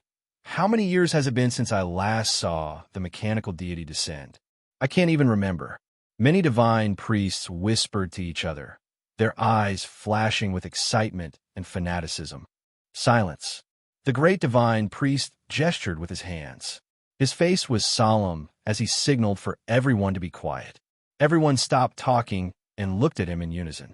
The great divine priest took out a mechanical scepter that looked like a twisted tree branch. He pressed a button, and a metal altar suddenly rose from the ground behind him. He turned around and walked up. With his back facing everyone, he faced the other side of the hall and spoke in a loud and clear voice. In accordance with the ancient teachings, in the name of the original God, Nilfgaardi, I declare to all believers of the machinery faith that we will witness the birth of the new God together. From today onwards, we will worship the new God. All living beings, please remember the name of the new God. As he prayed, the great divine priest opened the operation screen of the altar and entered the battle video and parameters. The next moment, the entire temple shook. Rumble. Right in front of everyone, countless metal and nanoparticles flowed from the ground and combined to form a statue. It was the statue of the Black Star mechanical deity. Beside the Black Star statue, there were other statues. Manison's statue was among them. These were the mechanical deities of the past, standing under the towering dome of the temple. The largest and most eye-catching statue inside was of a mechanic named Nilfgaardi. This person was the primordial one, the first mechanical deity that the machinery faith worshipped. In fact, the teachings of the machinery faith to worship the mechanical deity were even formulated by him. As the first divine throne mechanic, Nilfgaardi discovered the effect of the key of Adeptus Mechanicus, so he interfered with the machinery faith at that time. The development of the machinery faith to its current state was largely influenced by him.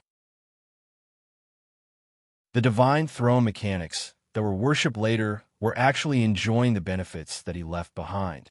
The machinery faith did not need to communicate with the worshipped.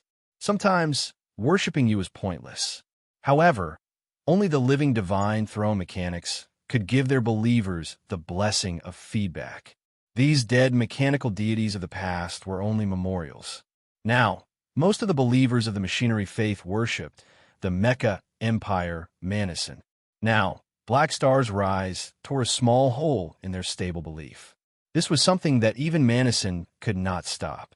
Facing the statues of the past, the Grand Priest and the people behind him bowed and completed the ceremony. Welcome, Black Star. I keep feeling like someone is saying that I'm handsome behind my back. In the cabin of the battleship, Han Xiao pinched his nose and suddenly felt something. Hey, don't get distracted when you're talking to me. Terakov had a helpless expression on his face. Han Xiao came back to his senses and joked. Sorry, I was thinking about what to eat tonight. Where were we? Do you still need to think about it? Do you think I don't know that you only eat nutrition paste? Whoa, who leaked the news? All right, let's get back to the topic. Terakov was speechless. He shook his head and said, I can tell you that the dynasty's development plan for the flickering world has already reached the 4th phase. Only the first phase will give you enough time to build. After that, more foreign capital will be brought in to develop the flickering world. This means that the dynasty will only start the next phase of the plan after the construction of the 3-star clusters is completed. There won't be many chances for us allies to build a foundation in the flickering world. Han Xiao stroked his chin. Terekov did not deny it. In any case, the development of the 3-star clusters has exceeded our expectations and is going very smoothly.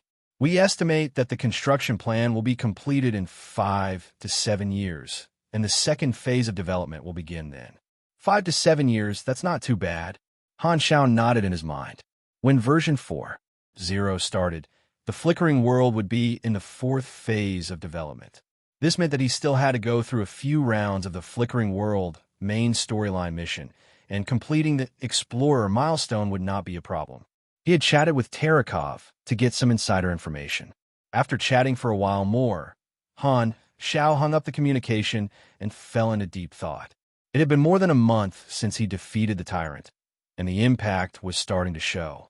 During this time, the number of people applying to join the Black Star Corps had increased by 43%, and the investment of the various financial groups had increased by 35%. As for the Bloodshed Land, their momentum of expansion had suffered a blow, and they were gradually slowing down. The Wayne cards, which acted as the weather vane for the news, made some changes and announced that the Black Star Corps deck would be strengthened in the next version, while the Bloodshed Land deck would be weakened in all aspects. At the same time, they also updated the commemorative deck of the strongest in the star field and added Black Star to it, displaying their proficiency in riding the hype. Some of his beyond grade A friends also sent congratulatory messages, and one of them was Sorokin.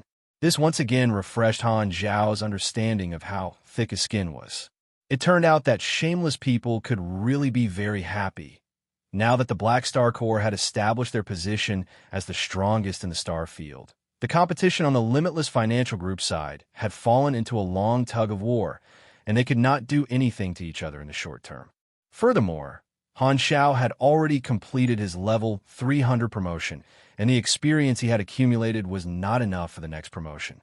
Thus, his next focus would be on the construction of his territory. After wandering around the dynasty for so long, he had basically seen all the potential stocks that he should have seen. Han Xiao planned to return to the Shattered Star Ring for a period of time. Firstly, he wanted to stay in the headquarters and digest the impact of this battle. At the same time, he wanted to adjust the details of the construction of his territory and use mechanical proliferation to create more first-generation mechanical life forms to speed up the development of his mechanical civilization. Secondly, he wanted to make use of the logistical capabilities of the headquarters to start building a secondary dimension factory and a new generation of Mech Legion. Although he could build them in the dynasty, the Mech Legion only had a division here, and the efficiency would be far lower than in the headquarters. Philip set the route back to the Shattered Star Ring. Okay, strongest in the star field? Hee. There were very few customers in the retro-style tavern. A tall and thin man beside the wooden bar looked up at Han Zhao's figure on the virtual screen and gently put down the wine glass in his hand with a playful smile. This person was a space human. His skin was unhealthily pale, as though he had been in a state of malnutrition and darkness for a long time. His appearance was ordinary, and he was the kind of person that one would not be able to find once thrown into a crowd. Staring at Han Xiao on the screen, the tall and thin man had a nostalgic look in his eyes. To be able to obtain a national pillar like Black Star, it's the dynasty's blessing. The owner of the bar wiped his wine glass and looked up at the screen. That's right, it's really the dynasty's blessing. If there's a chance, I really want to meet him again. You've seen Black Star before? The bar owner was interested. You can say so. Speaking of which, he even took some things from me. I wonder if he still remembers a small fry like me. The tall and thin man smiled slightly, stood up, picked up the clothes on the seat next to him, and walked toward the door. Still on credit? The bar owner put down the glass in his hand. His tone was obviously familiar with this person. Yes, same as always. Once I get my salary, we'll settle it together next month. The tall and thin man casually replied, walked out of the bar, and put on his clothes a Dynasty Basic officer's uniform. Somewhere in the sea of star spirits, in a room, more than a dozen people of different species surrounded a long table, discussing something intensely. There were more than a dozen printed books on the long table, but there were no titles on the covers. Start from a central galaxy? Are you crazy? That's not the way to die. A star field that's too far away won't have enough influence. The territory ruled by a supercluster civilization should be the most suitable for development. We can only use physical books to promote our ideas. The quantum network is monitored by countless civilizations. Not only will we not enjoy the convenience, but we will also attract attention. If you ask me, let's wait and see for a while. Now might not be a good time. Listening to these people's discussion, Rosalind, who was leaning on the sofa not far away, yawned. Edmund turned around, thought about it, and knocked on the table to get everyone to quiet down. He then turned around to face Rosalind. What do you think? Tell us. Rosalind smiled faintly. You guys really look like a bunch of misfits. Hearing this, many people frowned, somewhat dissatisfied. Edmund waved his hands, not getting angry at all. You're right. We haven't done anything yet, so of course we're a mob. I hope to hear your opinion. Rosalind clicked her tongue, sat up, and slowly said, the current environment of the universe is still considered stable, and the friction between the three universal civilizations will not turn into a direct conflict for the time being. However, there are undercurrents flowing underneath. Every civilization has a string pulled taut, and the reason is the flickering world and the evolutionary totem. The essence of this, I've already stated it very clearly in my plan. The root of the problem is the internal strife between the three universal civilizations and their opposition to the many star cluster civilizations. The flickering world is an opportunity to reshuffle the cards. While the attention of the entire universe is on the flickering world, we can quietly develop and promote our ideas in a low-key and peaceful way. We can use religion to package ourselves, lie low, and wait patiently for the opportunity. What opportunity? Someone asked. The supercluster civilizations hope to obtain a promotion channel through the new star field, but the three universal civilizations will definitely hold the benefits of the new star field firmly in their hands. What they leave for these supercluster and star cluster civilizations is only a small amount of profit.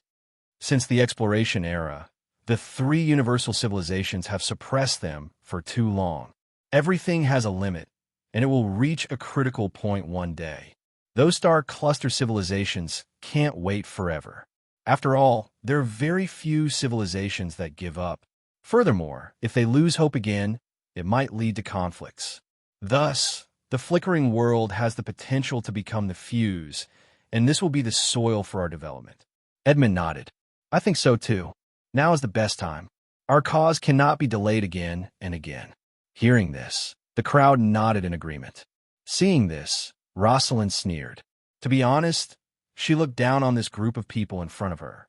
Among these people, there were people like Edmund who insisted on their twisted ideas, ambitious people with ulterior motives, and people like her who wanted to see the world burn. Breaking the restrictions of the three universal civilizations on the development channels of other races?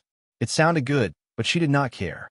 Overthrowing the three universal civilizations was her motive. This made her feel very excited. No organization was more suitable to be an opponent than the three universal civilizations. Edmund might have believed in his own ideas, but in her eyes, this was just a good starting point. In the galactic era, where resources were abundant, no one would have to worry about survival anymore. This was a revolution that did not start because of survival.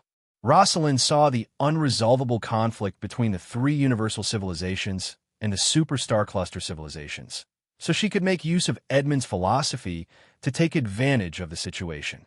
The world often stood on the edge of a cliff, struggling to maintain its balance. All it lacked was someone to give it a push, just like pushing a lever at a fork in the tracks, leading history to an unknown path. If such an era did not exist, then she would try to create one. She just wanted to dance on the stage to her heart's content. If we want to start our cause, we need a name, Edmund said with a deep voice.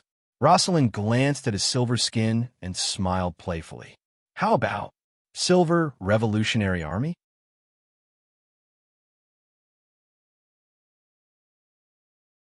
Chapter 956. After sailing for a period of time, the fleet finally returned to the Shattered Star Ring. Han Shao returned to the headquarters immediately and gathered his officers to summarize the work done during this period of time.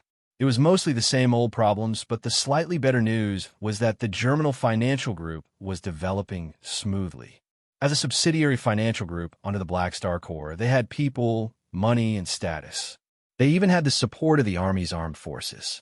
It was as though they had opened a cheater in the Shattered Star Ring, and they quickly gathered a large number of subsidiary businesses of the Army and negotiated long-term cooperation with countless business organizations. This made the structure of the Army much simpler. It was worth mentioning that the interpious that Han Shao had poached from the dynasty had shown excellent business talent. The team he led had always been ranked at the top, and they had signed many contracts for the financial group. Apart from gathering subsidiary businesses, they had also tried their best to open up new channels.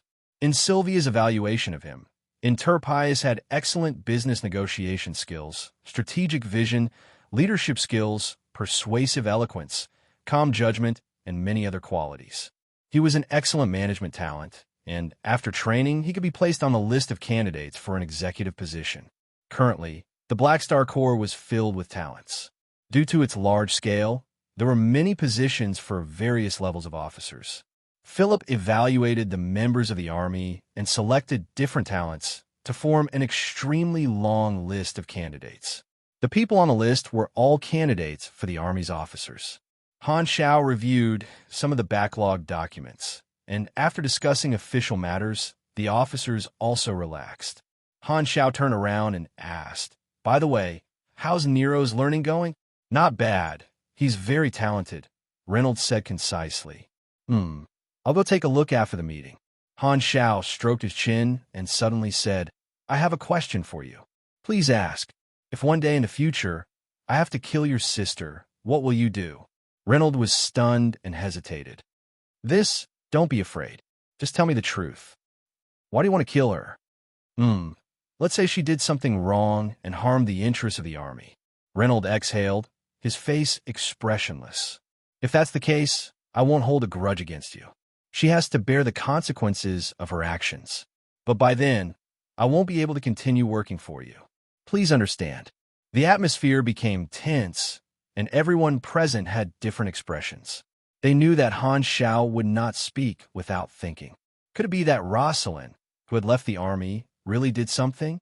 Han Shao looked at him for a while and suddenly laughed, making the tense atmosphere dissipate.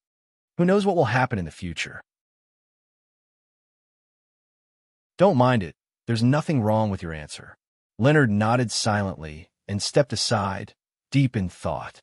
Glancing at his face, Han Shao shook his head in his mind. When the three founders of the Silver Revolutionary Army came to the Army to poach people, he had planted an observer's mark on Edmund. Not long ago, he saw the official establishment of the Silver Revolutionary Army from the observer's mark. The actions of Edmund and the others could not escape his eyes at all. According to his original plan, he was prepared to sit back and watch the Silver Revolutionary Army grow. Firstly, he would be able to grow leaks. When the three universal civilizations paid attention to the Silver Revolution, he would be able to make contributions. Secondly, he would let people he knew very well trigger the conflict between the three universal civilizations and the supercluster civilizations. Only then would it be easier for him to deal with them. Thirdly, he would secretly make arrangements, feeling that there might be an opportunity to use the Silver Revolution in the future. However, Han Zhao's thoughts would never remain unchanged. He would always adjust his plans according to the situation. Now that his position in the dynasty had been consolidated, he did not need this contribution.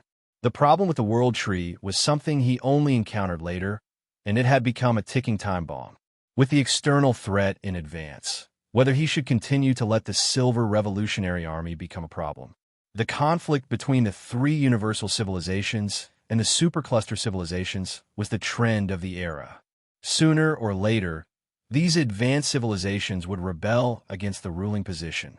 The conflict would inevitably erupt, and the Silver Revolutionary Army was the fuse that happened to ignite it. Han Shao knew that killing the Silver Revolutionary Army in advance would not resolve the conflict, but there would be a chance to delay the eruption. No matter what choice he made, he had to deal with the upper echelons of the Silver Revolutionary Army.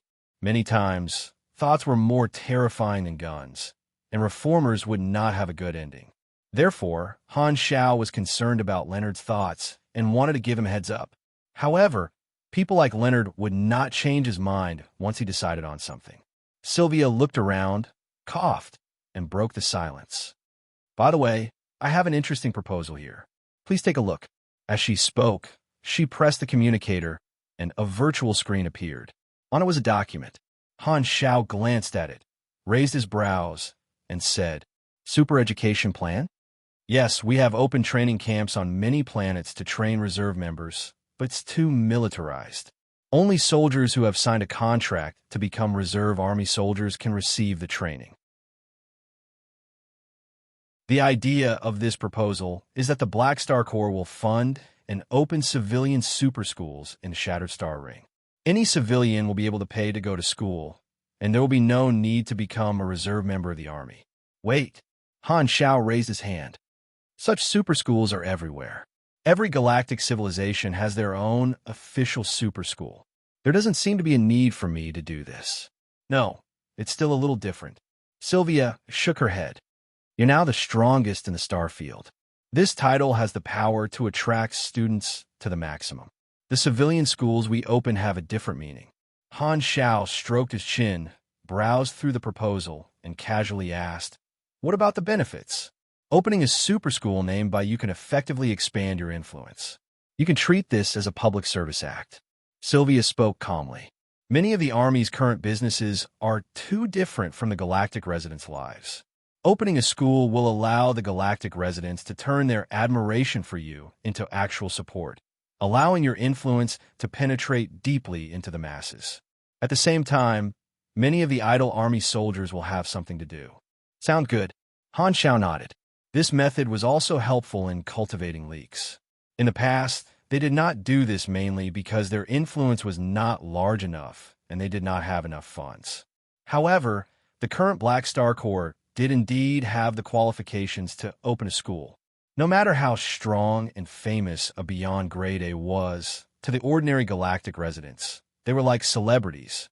Apart from being a topic of conversation, they did not have much of an impact on their daily lives.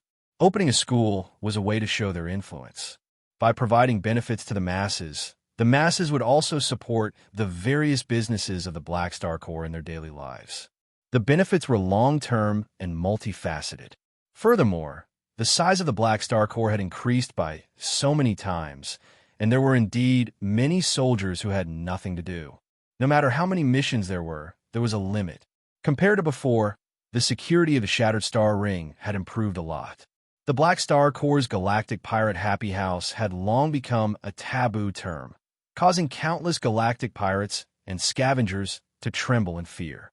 As long as they saw the insignia of the Black Star Corps, they would immediately pull up their pants and run. All right, we'll do as you say. Let's test it out in the Colton Star Cluster first and open a few hundred schools. Then, the funds, I'll approve it for you. Han Shao waved his hand. Since the money was idle anyway, it would be good to use it to do something. Having money was also troublesome. Since my name is on it, I'm the honorary principal. As for the actual management, looking at Sylvia's receding hairline, Han Shao coughed embarrassedly and looked away. The great mechanic Han was furious when he saw the hairy Logie, who was spacing out beside him. "It's you, Logie. You'll be the principal for me." Logie came back to his senses with a bitter expression.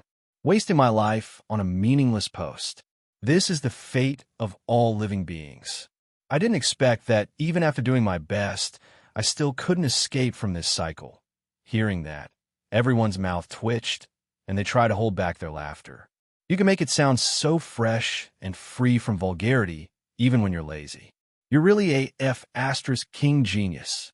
After watching the dejected Trash and the other officers leave the room, Han Shao took out his communicator and contacted Lodehair to ask about the situation. Lodehair's position was different from that of the Black Star Guards. He was a Shadow Walker. The Black Star Guards protected Black Star, while the Shadow Walkers operated secretly in the outside world to carry out assassinations, spies, ambushes, sabotage, and so on. Currently, Lodehair was the only Shadow Walker under Han Shao. After the incident with the Blood Gold organization, Han Shao had instructed Lodehair to infiltrate the black market organizations and collect intelligence while assassinating the middle-level officers of the Blood Gold organization. After a long period of observation, Han Shao had decided to let Lodehair establish the Assassin Society as a secret subsidiary organization of the army. Lodehair was very strong and had a decisive personality. He was a quiet and reliable adult man who could take care of things on his own. Han Shao was still very confident in him and was not afraid that he would lose himself. After chatting for a while, Han Shao then went to the logistics department to visit Nero. Nero had grown a lot taller. After going through the hellish learning process, he was gradually getting used to it. When he saw Han Shao, he was very happy and rushed up to ask for a gift from Han Shao. Han Shao thought for a while and took out a learning enhancement device. He placed it in Nero's hands and successfully received a supercilious eye attack. After poking Nero as usual, Han Shao looked at the interface. Nero was currently at high mechanical sense and had not continued to evolve. Patting Nero's head, Han Shao pondered for a while and said, "After a while, you can return to Blue Star to visit Bennett. You can also stay there to study." Hearing this, Nero's eyes became misty, and he said with a wronged expression, "Are you chasing me away? What did I do wrong?" Han Shao laughed and said, "Haha, you misunderstood. I was thinking that it's not a good thing for you to always bury yourself in studying and not socializing. Coincidentally, the Army is preparing to open civilian schools, and Planet Aquamarine will definitely be one of the first test areas. You can go to school on Planet Aquamarine and spend more time with Bennett. You can also take some time to learn from Reynolds. It's a balance between work and rest. Just treat it as a reward for your hard work." Nero was shocked. Godfather's personality has changed? He actually wants to give me a holiday. What's with that look in your eyes? Why do you look like you've seen a ghost? I'm just happy. Nero swallowed a mouthful of saliva and secretly sized up Han Shao, afraid that this was someone else pretending to be him. Han Shao wanted Nero to learn perfect mechanical sense from Reynolds. However, after seeing that Nero had grown half a head taller, he felt that he could not squeeze him so much. In a few more years, Nero's childhood would be over. Perhaps letting Nero relax for a period of time would be beneficial for the improvement of his mechanical sense talent.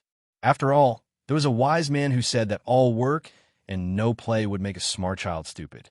After settling the various matters, Han Shao entered the machinery modification room and began to update all the Mech Legion in his inventory. At the same time, he also began to build another characteristic of the Divine Throne mechanic, the Divine Mechanical Throne.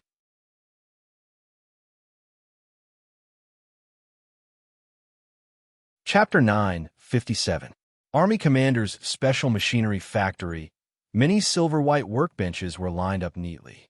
Dozens of multifunctional mechanical arms extended from the base of each workbench and were being assembled at the same time. The entire room was filled with the sound of parts fitting together. Beside the workbenches were many assembly lines, and the other mechanical equipment was waiting to be processed.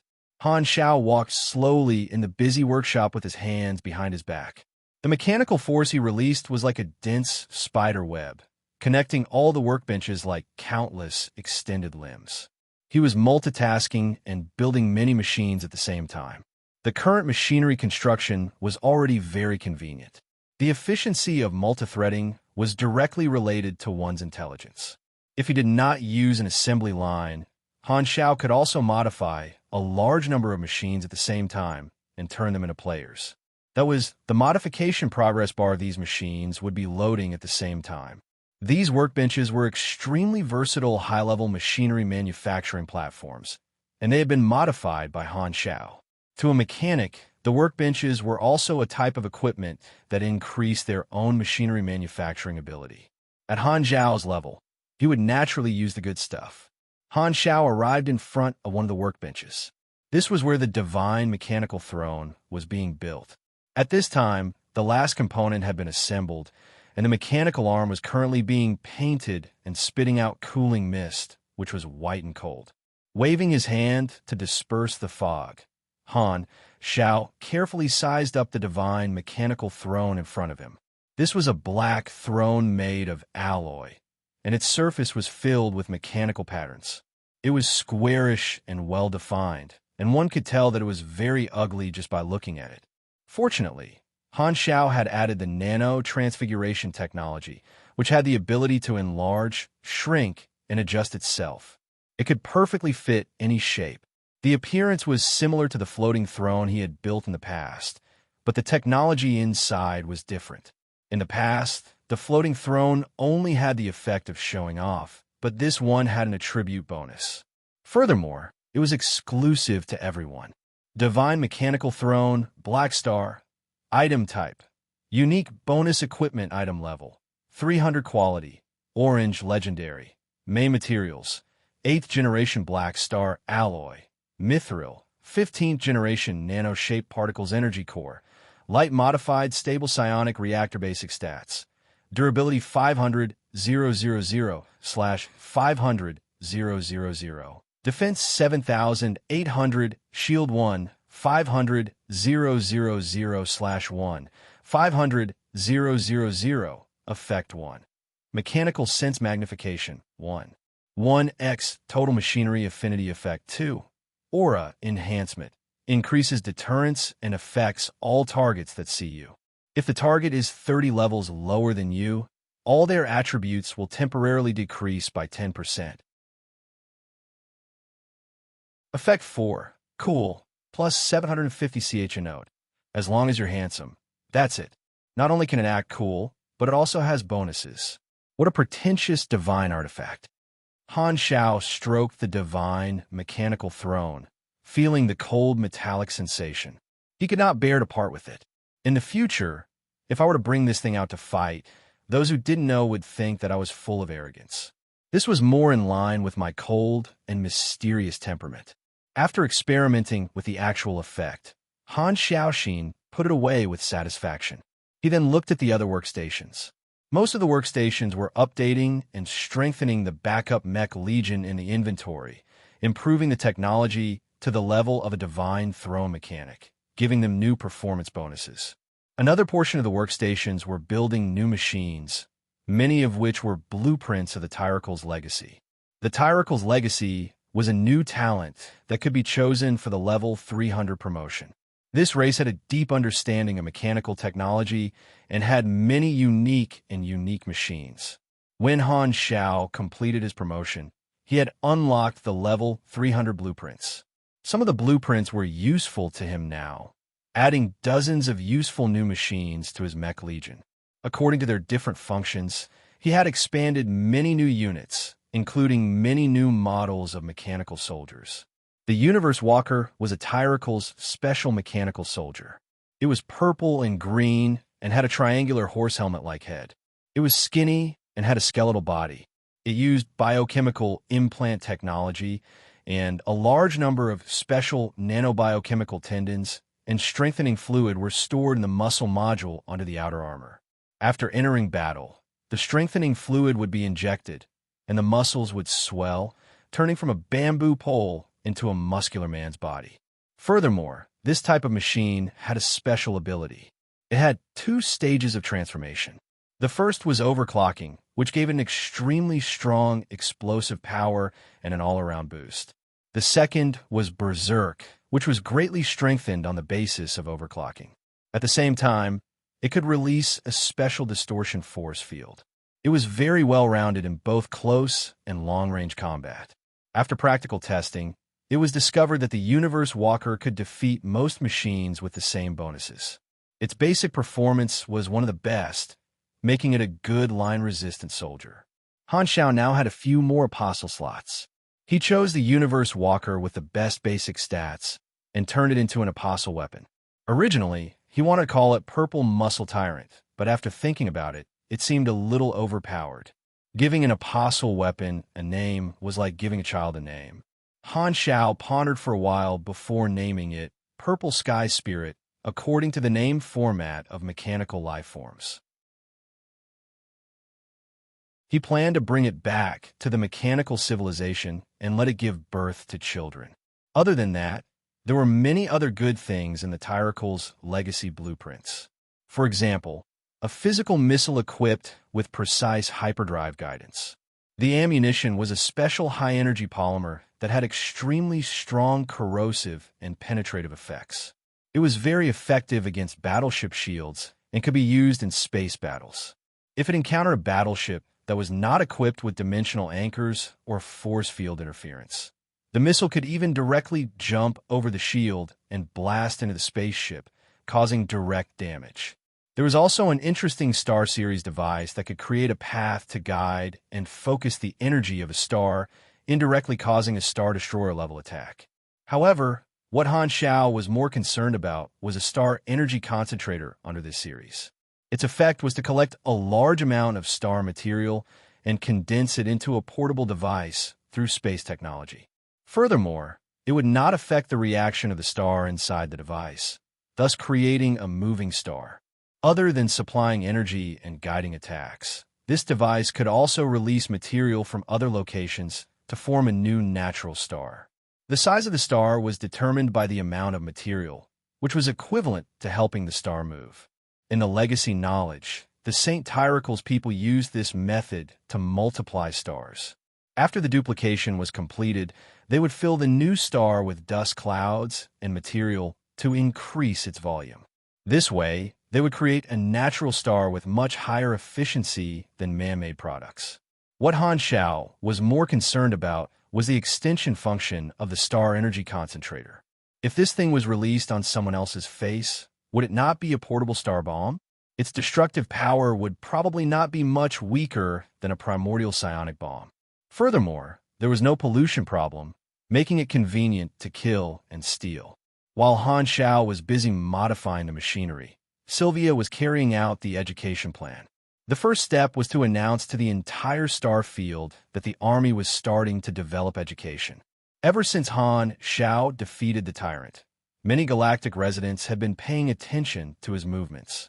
They felt that Black Star would make a big move after obtaining the position of being the strongest in the star field. As soon as this announcement was made, a large number of citizens in the Shattered Star Ring became excited. Just the name of the star field's top beyond grade, a super starting an education plan, would attract a large number of people. The plan was to first prepare to open a few dozen schools in the Godora star system, and Blue Star was an important pilot area. Blue Star was developing rapidly.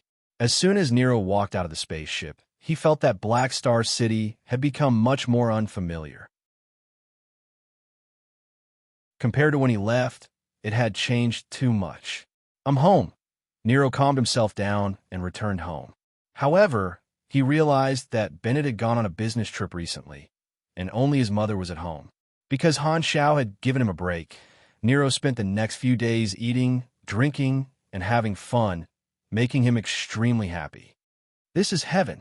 On the balcony of the high-altitude villa, Nero sat on a small stool with his legs crossed and a cup of ice cream in his hands. He happily drank with a straw and enjoyed the scenery of the city. In the Black Star Corps, he did not have any status and could only passively accept the arrangements.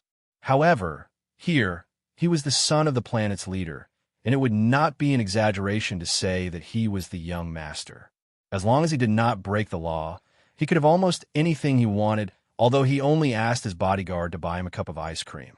ZZZ. At this time, the screens of a few buildings outside lit up and played the same piece of news. According to reports, the Black Star Corps announced the establishment of a super academy in Blue Star yesterday in an effort to find more talents.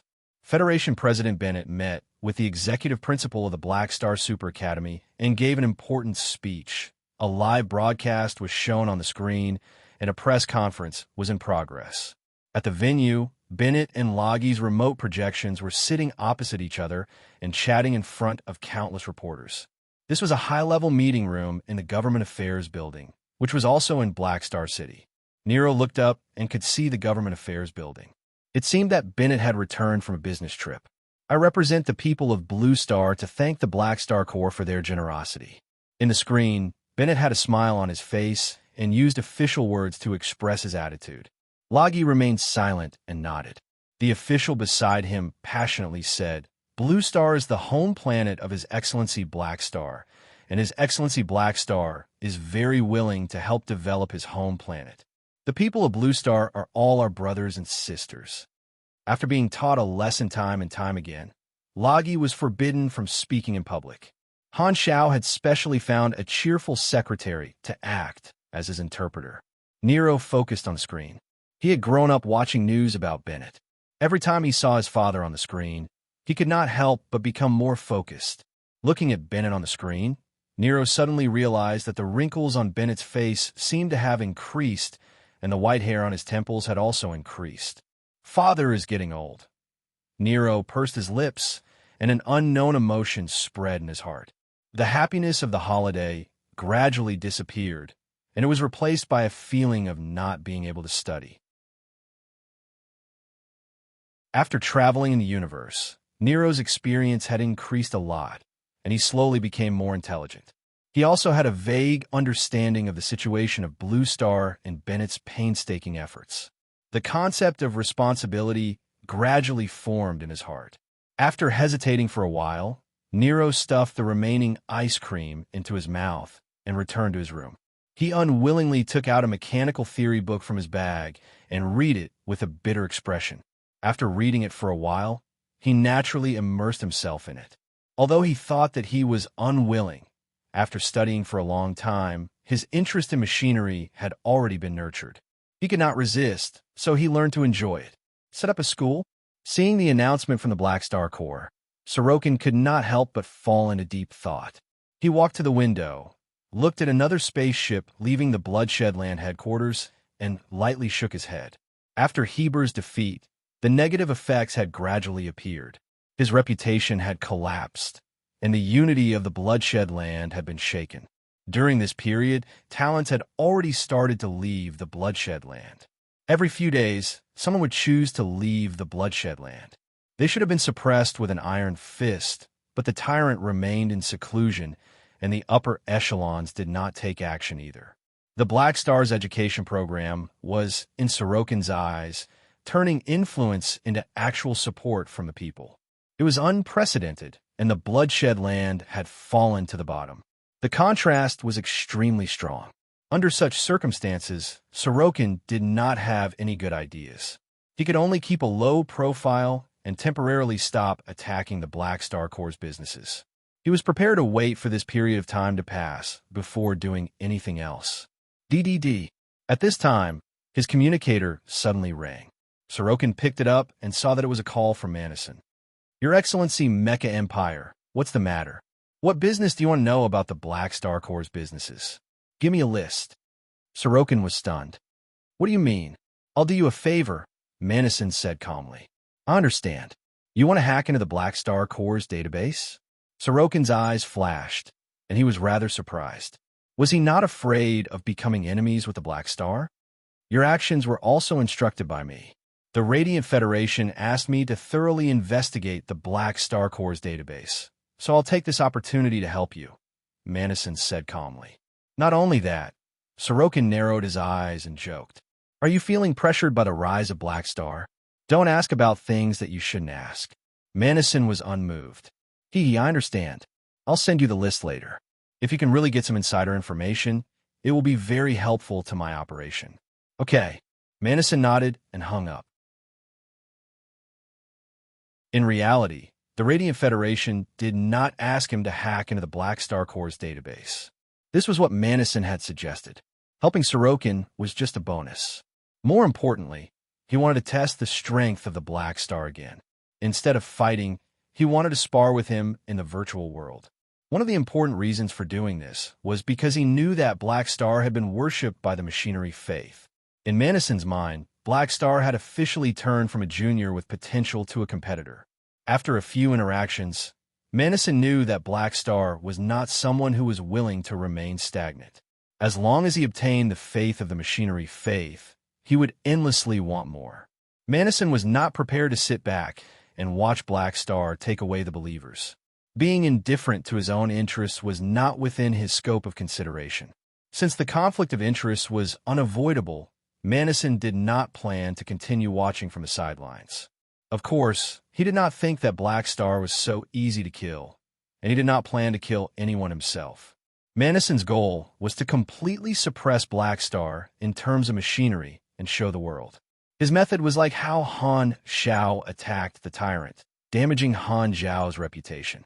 This way, the believers of the machinery faith who worshipped the strong would not flow to Black Star, and the entire universe would know.